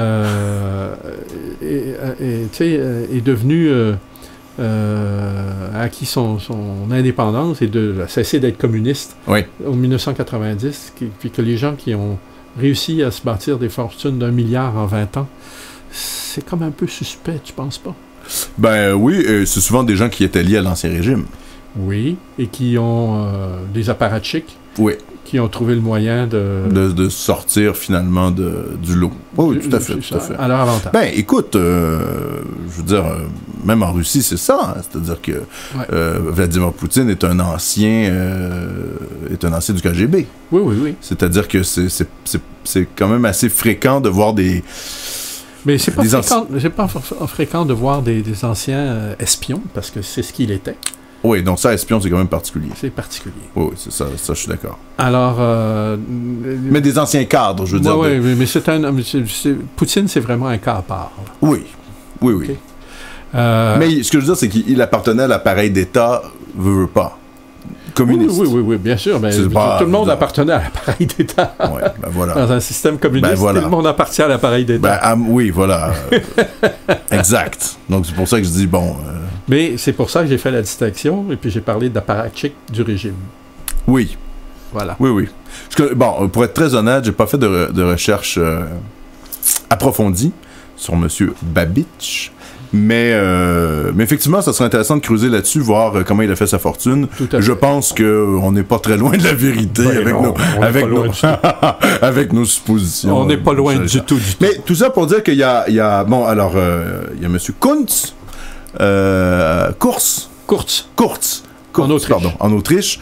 Alors, un belâtre, hein? C'est une sorte de Justin Trudeau, un peu, là. Non, mais c'est vrai, il a un petit look... Non, mais c'est vrai, il a un petit look hollywoodien, là, acteur. Quand tu emploies ce terme-là, tu es très balsacien. Ah, ben, qu'est-ce que tu veux? Bon, j'ai des réminiscences comme ça. Littéraire. Mais oui, voilà. Par contre, il faut pas se leurrer. Monsieur Kurz, c'est quelqu'un qui a gagné les élections sur le thème de la critique de l'immigration, mais qui n'est pas du tout dans une perspective souverainiste pour l'Autriche. Hein. C'est quelqu'un qui veut une Europe forte avec des frontières. Ouais. Mais des frontières européennes.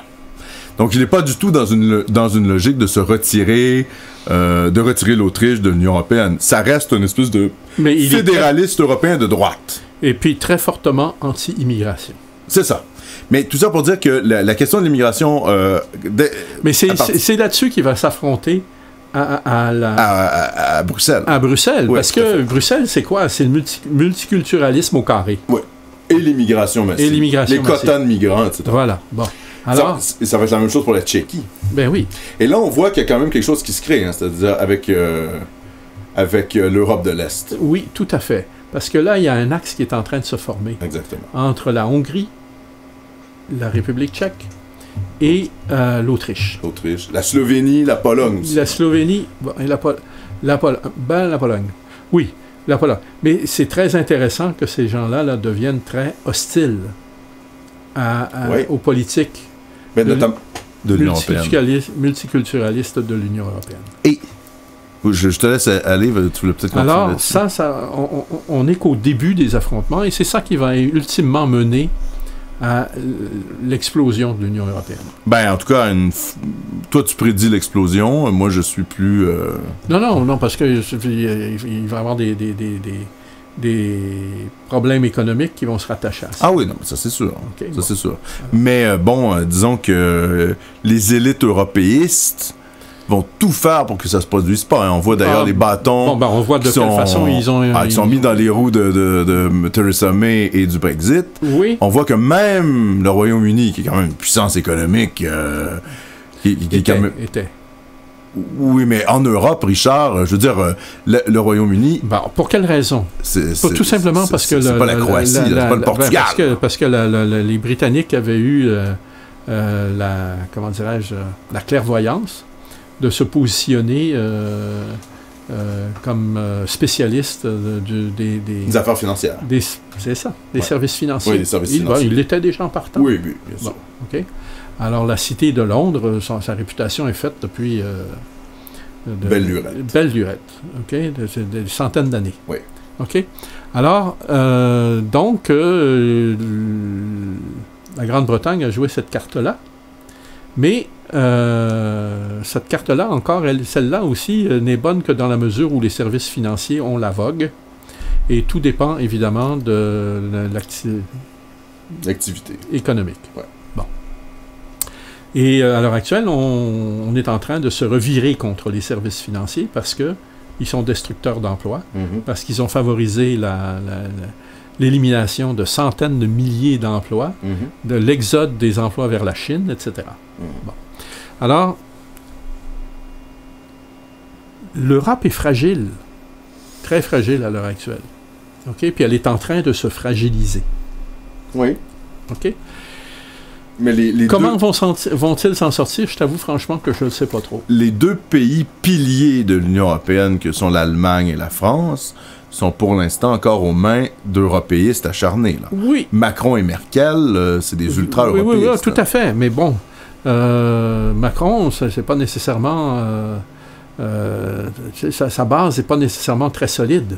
Non, ça c'est vrai. Puis Merkel, il vient d'avoir des élections. Oui, et ça a été... elle aussi, elle y a goûté. Oui, ça c'est vrai. OK? Ça, c'est et on va voir apparaître des choses là, sur la scène politique allemande qui vont faire en sorte que l'union française et allemande, franco-allemande, là, va être sérieusement brassée.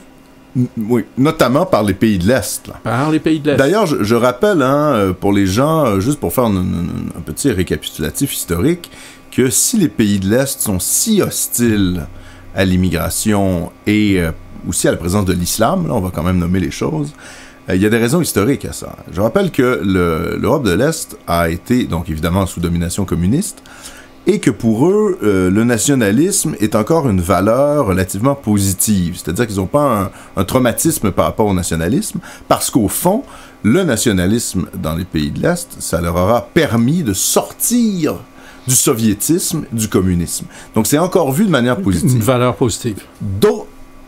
De plus, il faut se rappeler que ce sont des peuples qui ont en mémoire les invasions ottomanes.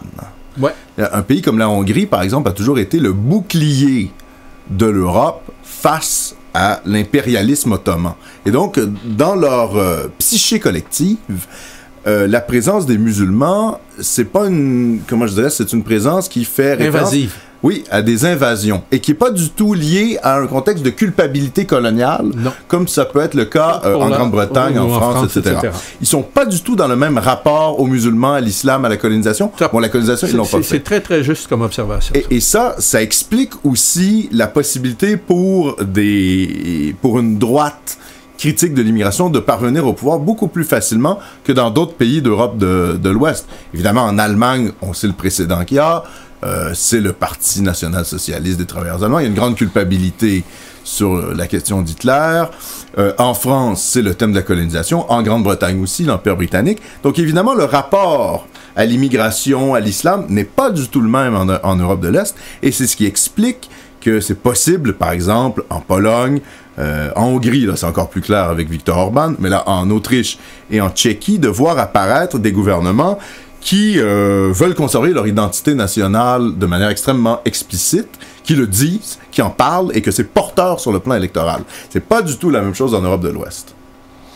Voilà. Alors, très bien résumé, Alexandre. Donc, on voit là, que l'Europe, à l'heure actuelle, là, elle n'est pas sortie du bois. Exact. Okay, en fait, l'Union européenne n'est pas sortie du bois. Non. Et là, la crise des régionalismes, parce ça aide pas non plus. Les tensions sont en train d'apparaître. Oui, tout à fait. OK, et les divisions aussi. Alors, on va passer maintenant à ce qui se passe au Moyen-Orient. Ne voulais-tu pas parler de Trump, Charles? Oui, je veux parler de Trump. Tout à l'heure. Bon, si tu veux, on va parler de Trump tout de suite.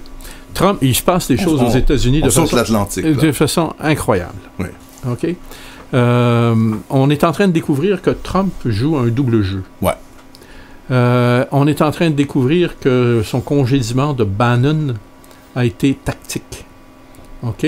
Et en fait... Alors parce que là, tu parles comme si tous les auditeurs savaient que c'était Steve Bannon. Steve Bannon, évidemment, c'était son chef de cabinet, là. Oui.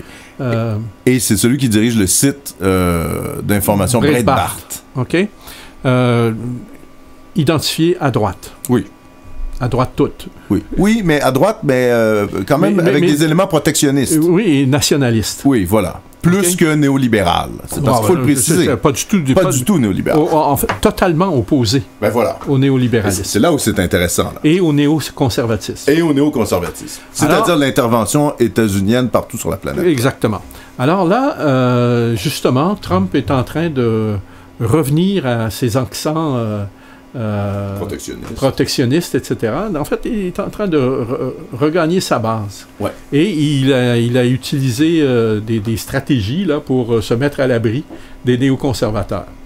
Au sein de son propre parti, les Républicains. Oui, c'est ça. Et puis, on apprend aussi que pour ça, il s'est appuyé sur l'armée. Mm-hmm. OK? Et le Parti démocrate, les néoconservateurs, ils sont identifiés à la CIA. Uh-huh.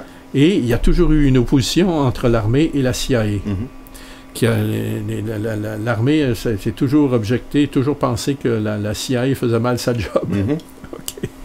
Et c'est pourquoi il y a eu des agences d'information, de renseignement qui se sont développées au sein de l'armée.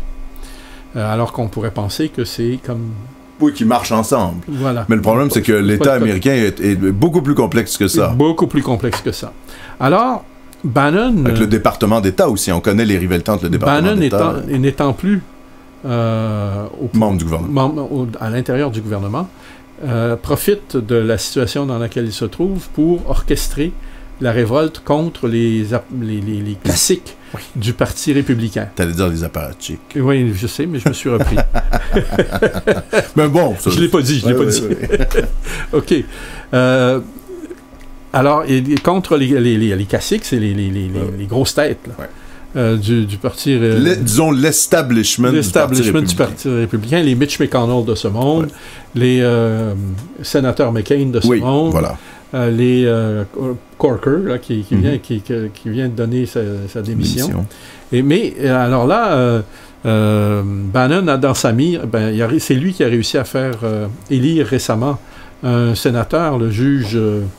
Moore, je pense. Il y a eu des élections sénatoriales récemment. Là.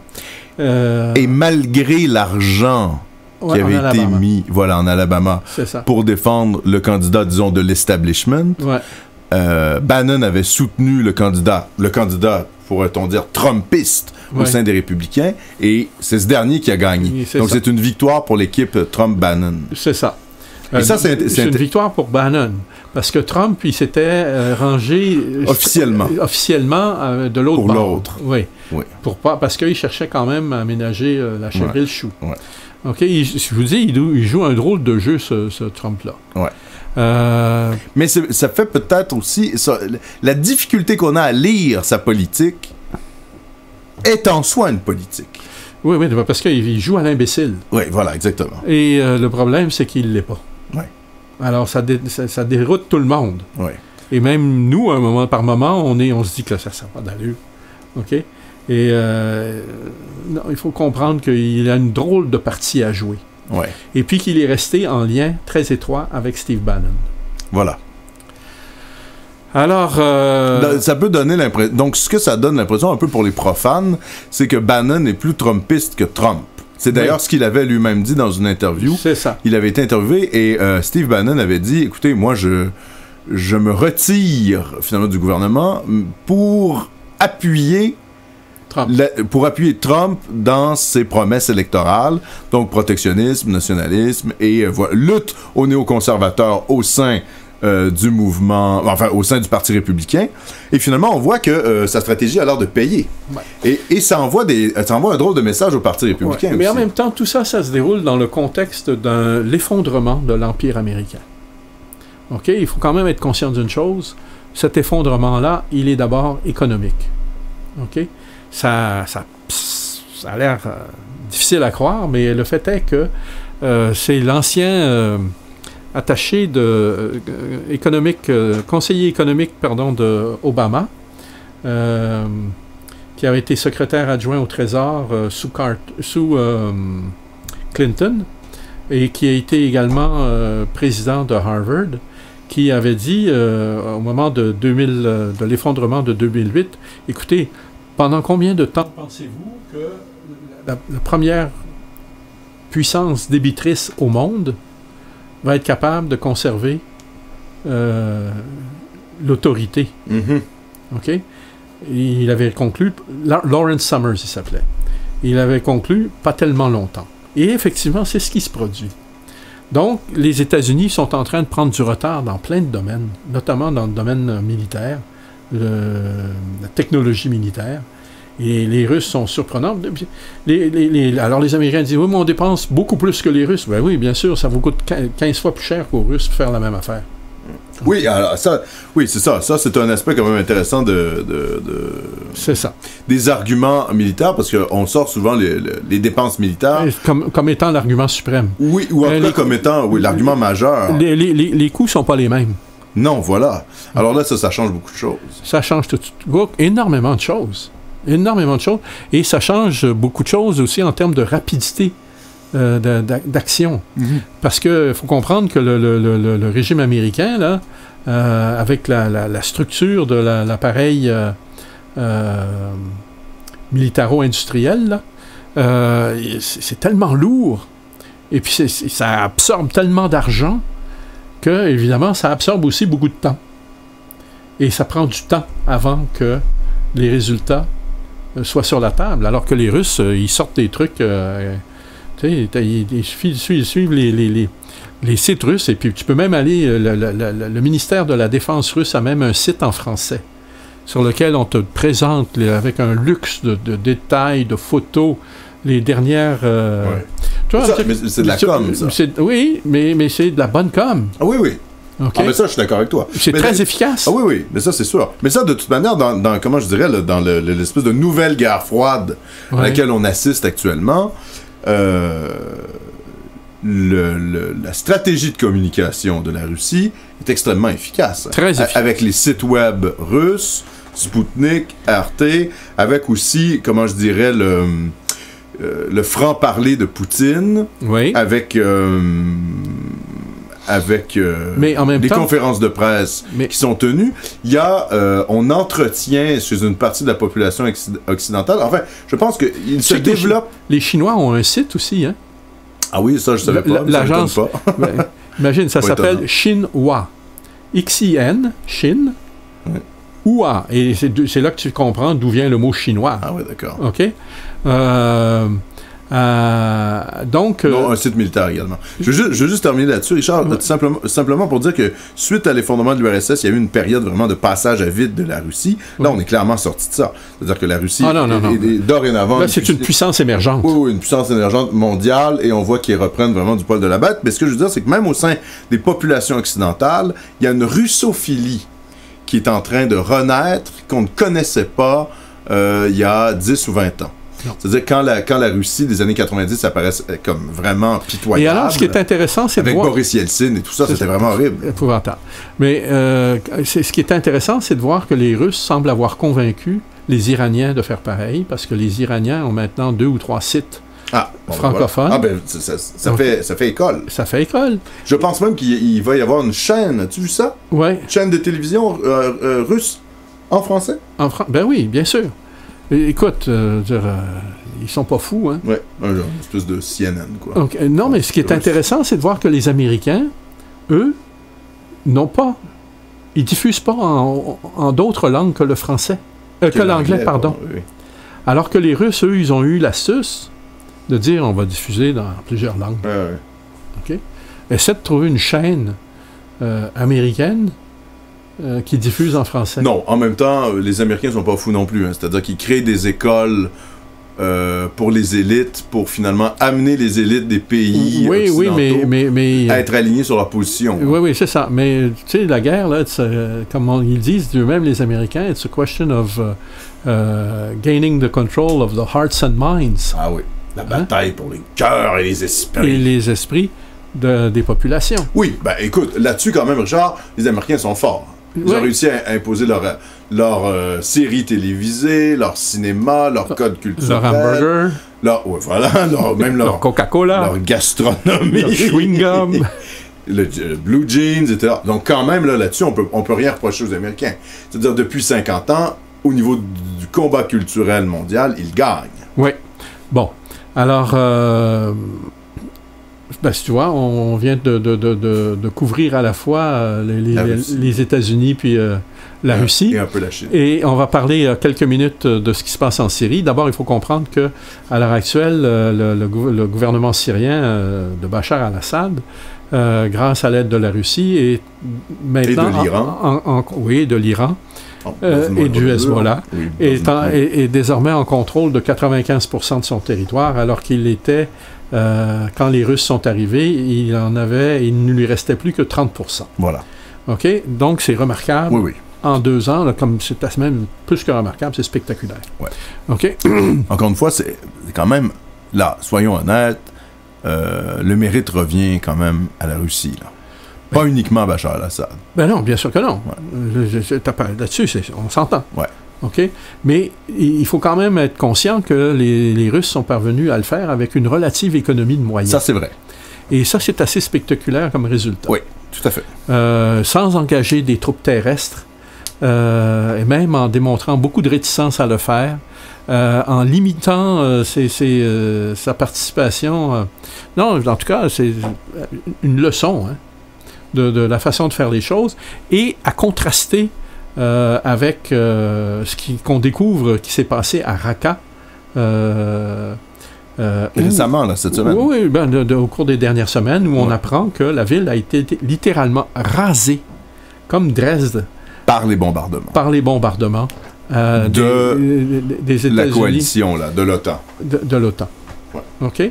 Alors, tu comprends que dans une situation pareille, de reprendre le territoire de Raqqa, ça va être... en fait, comment les Américains... C'est quoi la base pour demeurer là? D'autant plus que les Russes et les Américains semblent s'être entendus sur des choses essentielles, comme la répartition du gaz et du pétrole. D'accord. OK? Et, c'est important, ça. Ben, c'est important. Et on est en train de découvrir là, que les Américains ont renoncé au gaz. Ah.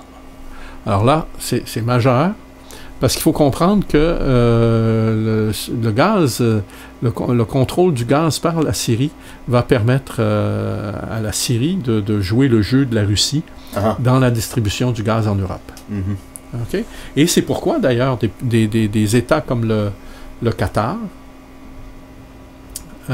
et d'autres, ils sont en train d'opérer, et même l'Arabie Saoudite est en train de se rapprocher de la Russie. Oui. Alors qu'il y a quelques mois, je ne sais pas si vous vous rappelez, le Qatar avait été mis quand même dans l'eau chaude en raison de ses liens avec l'Iran. Là. Voilà. Alors, écoutez, là, on est en train de... la carte du Moyen-Orient vient de changer complètement. Oui. Mais bon, c'est une tendance qui était là depuis quand même quelques mois. Oui, là. mais ce qui est intéressant de voir, c'est que les Américains s'en retirent. Et évidemment, on en avait parlé, c'est dans leur fameux pivot to au China, Pacifique, oui, vers le Pacifique. Vers le Pacifique. Et là, évidemment, on les voit utiliser la Corée du Nord comme le prétexte à l'organisation une démonstration de force dans le Pacifique. Dans le Pacifique. Avec l'aide des Japonais. Évidemment. Alliés depuis 1945. Voilà. Mais il faut comprendre que les Japonais ne sont pas toujours des alliés commodes. Non, c'est sûr. OK, pour les Américains. Non, évidemment. Mais eux aussi, là, on voit... c'est un des effets de la Seconde Guerre mondiale. Hein, c'est-à-dire que même au Japon, il y a un petit traumatisme sur la question militaire. Hein, on a toujours c'est un grand débat au Japon. Est-ce qu'on doit reconstruire une armée effective? Ils sont en train de le faire. C'est ça. Mais ça se fait dans des conditions, disons, on utilise, là encore, le principe, le prétexte de la Corée. Oui, bien sûr. Pour justifier, faire passer la chose. Bien sûr. OK? Bien sûr. Elle a le dos large, la Corée du Nord. Oui. Mais bon, en même temps, je veux dire, il y a quand même des essais qui se font. Il y a des essais balistiques qui se font. Oui, bien sûr. Donc... Non, mais bon. C'est pas totalement gratuit non plus. Non. On se comprend, mais en même temps... Mais il y a un jeu, ça c'est sûr. Il faut savoir aussi que les Américains n'ont jamais signé de traité de paix avec la Corée du Nord après la fin de la guerre. Oui. Alors, tu comprends que c'est menaçant, ça aussi. Ah oui. OK. Alors, je ne suis pas là pour faire l'apologie de la Corée du Nord, là, loin de là, mais pour montrer qu'il faut regarder des deux côtés. Non, bien sûr. Et de toute manière, on sait qu'on est dans des analyses politiques. Oui, et on sait qu'on est dans un vaste jeu géopolitique. On l'a rappelé la semaine passée, on va le redire encore. Cette fois-ci, la Corée du Nord possède 3 frontières. Ouais. Elle est limitrophe avec 3 pays. La Corée du Sud, évidemment. La Russie et la Chine. Alors évidemment, c'est un pivot assez majeur là, dans la géopolitique mondiale. Exactement. C'est-à-dire, on comprend tout de suite que l'effondrement de la Corée du Nord au profit des États-Unis, ça met à mal la Chine et la Russie. Ils ne laisseront pas ça faire. Et évidemment. On comprend surtout que pour empêcher la Chine de prendre trop d'expansion, il faut qu'il y ait une menace militaire. Exactement. Et c'est ce que les Américains font. Oui. En utilisant le prétexte de la Corée du Nord. Oui. Alors, bon. Tout à fait. On avait dit qu'on prenait des appels à partir de 9h20. 10 minutes. Alors, je redonne le numéro de téléphone. Si vous êtes dans la région de Montréal, c'est le 514-360-7181. Je répète, le 514-360-7181. Si vous êtes dans la région de Québec, c'est le 418-263-2440. Je répète, le 418-263-2440. Et partout ailleurs en Amérique, le 1-855-424-4684. Je répète, le 1-855-424-4684. Donc, on attend vos appels. N'hésitez pas à nous appeler, poser une question à Richard ou à moi sur un thème soit national, soit international. Ça va nous faire plaisir de vous parler. Alors, tu surveilles... Je suis aux aguets. Aux aguets, excellent. Et puis, on va profiter de ce temps qui nous est encore imparti pour revenir sur la question des États-Unis. Parce que ce qui se passe à l'heure actuelle nous permet d'identifier le nombre de points sur lesquels, à l'heure actuelle, les États-Unis sont. Tu sais, ils sont vulnérables sur le plan économique. Ils sont vulnérables en Europe de l'Ouest. Ils sont vulnérables au Moyen-Orient. Ils cherchent à tu sais, d'ailleurs, on ne revient pas souvent là-dessus à l'émission, Richard, mais il y a quand même un conflit qui n'est toujours pas réglé, c'est l'Ukraine. Hein? Ben oui.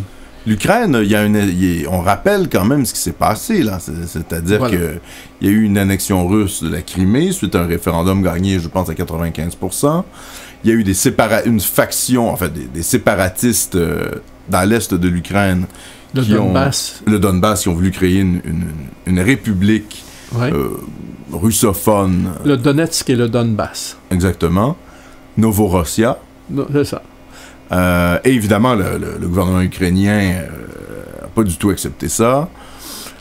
Mais le gouvernement... alors c'est ça, j'ai pas fait le résumé total parce qu'il y a eu une espèce de révolution de palais, hein, le Maïdan. Maïdan, ouais. Le Maïdan, où il y a eu finalement le président de l'Ukraine élu qui a été renversé par un espèce de mouvement populaire avec des origines parfois un peu douteuses. Et ça crée... la langue russe a été, je pense, bannie. Ouais. Il y a eu des attaques envers le statut de la langue russe. Alors que et les régions de l'Est de l'Ukraine. Justement, les régions de l'Est de l'Ukraine étaient russophones. Oui, voilà. Et donc, ces régions se sont complètement aliénées par le pouvoir central ukrainien. C'est ça. Et ont décidé de former une république. Alors, début d'une guerre civile. Pour être assez clair dans les camps qui s'affrontent, l'OTAN supporte l'Ukraine. Mm-hmm. Et la Russie supporte évidemment les séparatistes de Novorossia, Donetsk et Donbass. Donc, on est dans... Et là, il y a une espèce de situation un peu alambiquée où, finalement, personne ne réussit à gagner. Hein. C'est-à-dire que il y a une espèce de guerre civile latente qui est toujours là. Ça fait pas trop les manchettes. Non. Personne n'en parle trop. Il faut vraiment aller fouiller pour avoir des informations là-dessus. Les autorités ukrainiennes, à l'heure actuelle, sont contestées très fortement, à l'intérieur même de l'Ukraine. Oui, évidemment. Et puis, à l'heure actuelle, le pouvoir ne se maintient qu'avec le soutien des néoconservateurs américains. Mm-hmm. OK? Alors, est-ce qu'il est promis un brillant avenir, le régime ukrainien? Certainement pas.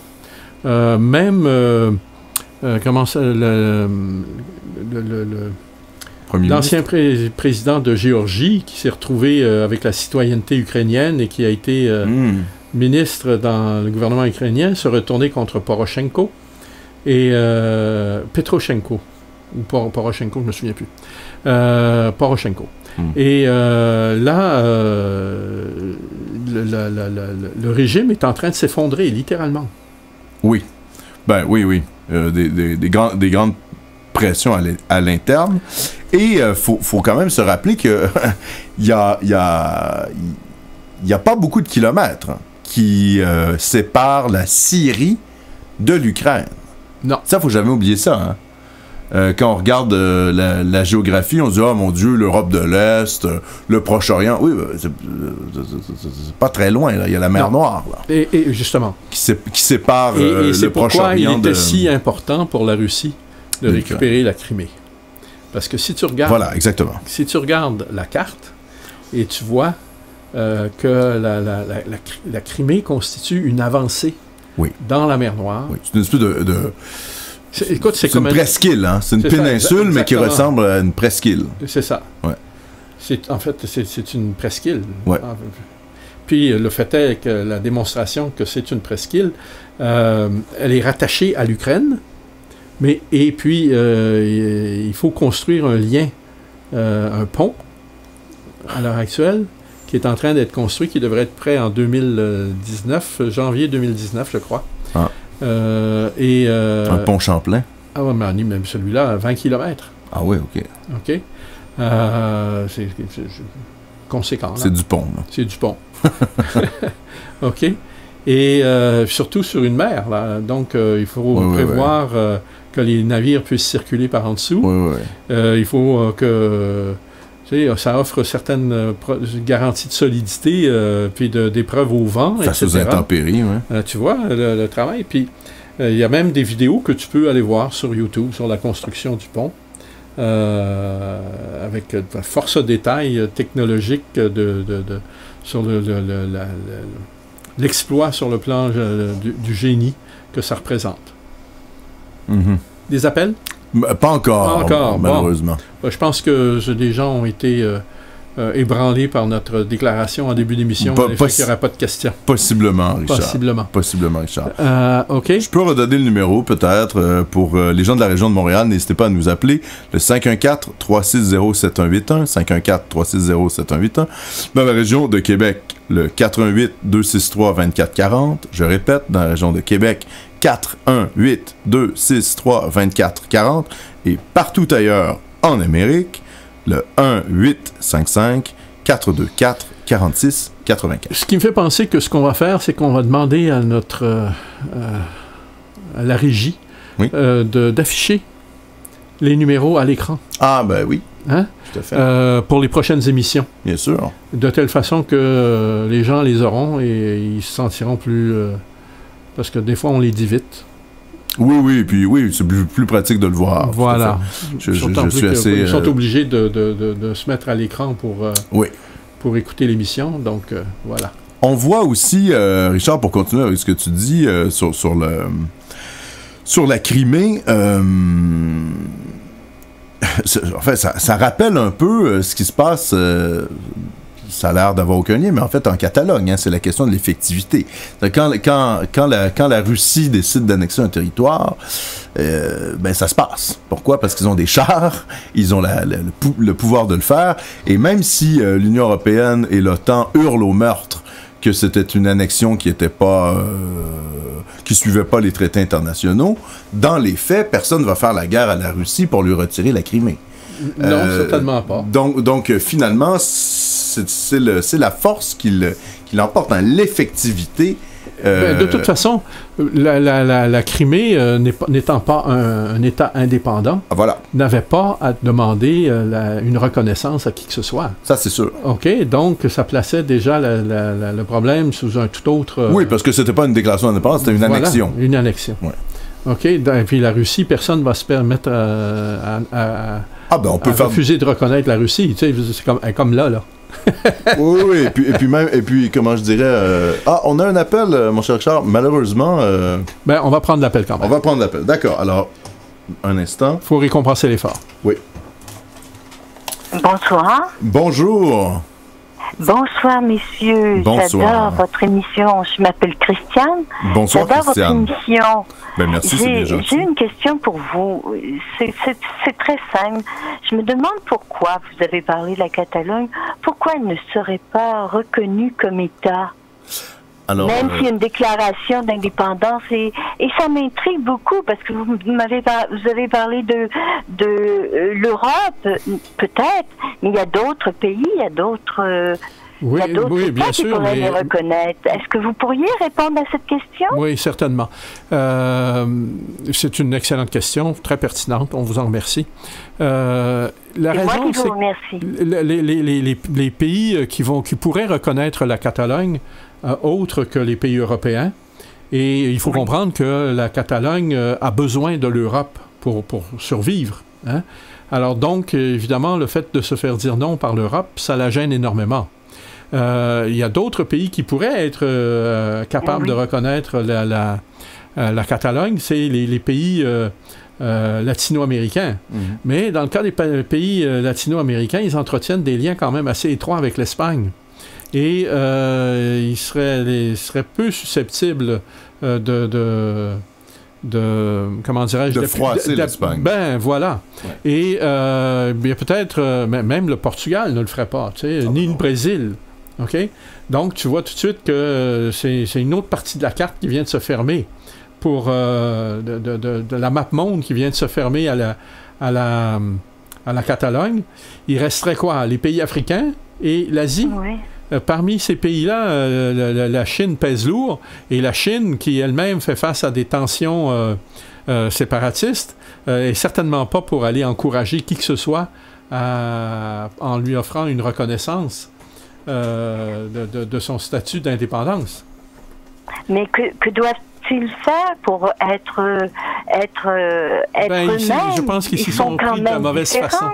Comme nous? Oui, c'est une très bonne question, madame. On va y revenir la semaine prochaine. On va y revenir la semaine prochaine. Malheureusement, on doit céder l'antenne. Merci beaucoup. Rappelez-nous votre nom. Christiane Guérin. Je suis une amateur de votre émission. Je vous adore tous les deux. Bon, mais merci beaucoup. Merci beaucoup, madame Guérin. On va revenir là-dessus à la prochaine. On doit vraiment céder l'antenne. Richard. D'accord. Alors, vous étiez à l'écoute de radioinfocité.com, l'émission Point de bascule du mercredi 25 octobre. Et bonsoir à tout le monde et à la semaine prochaine.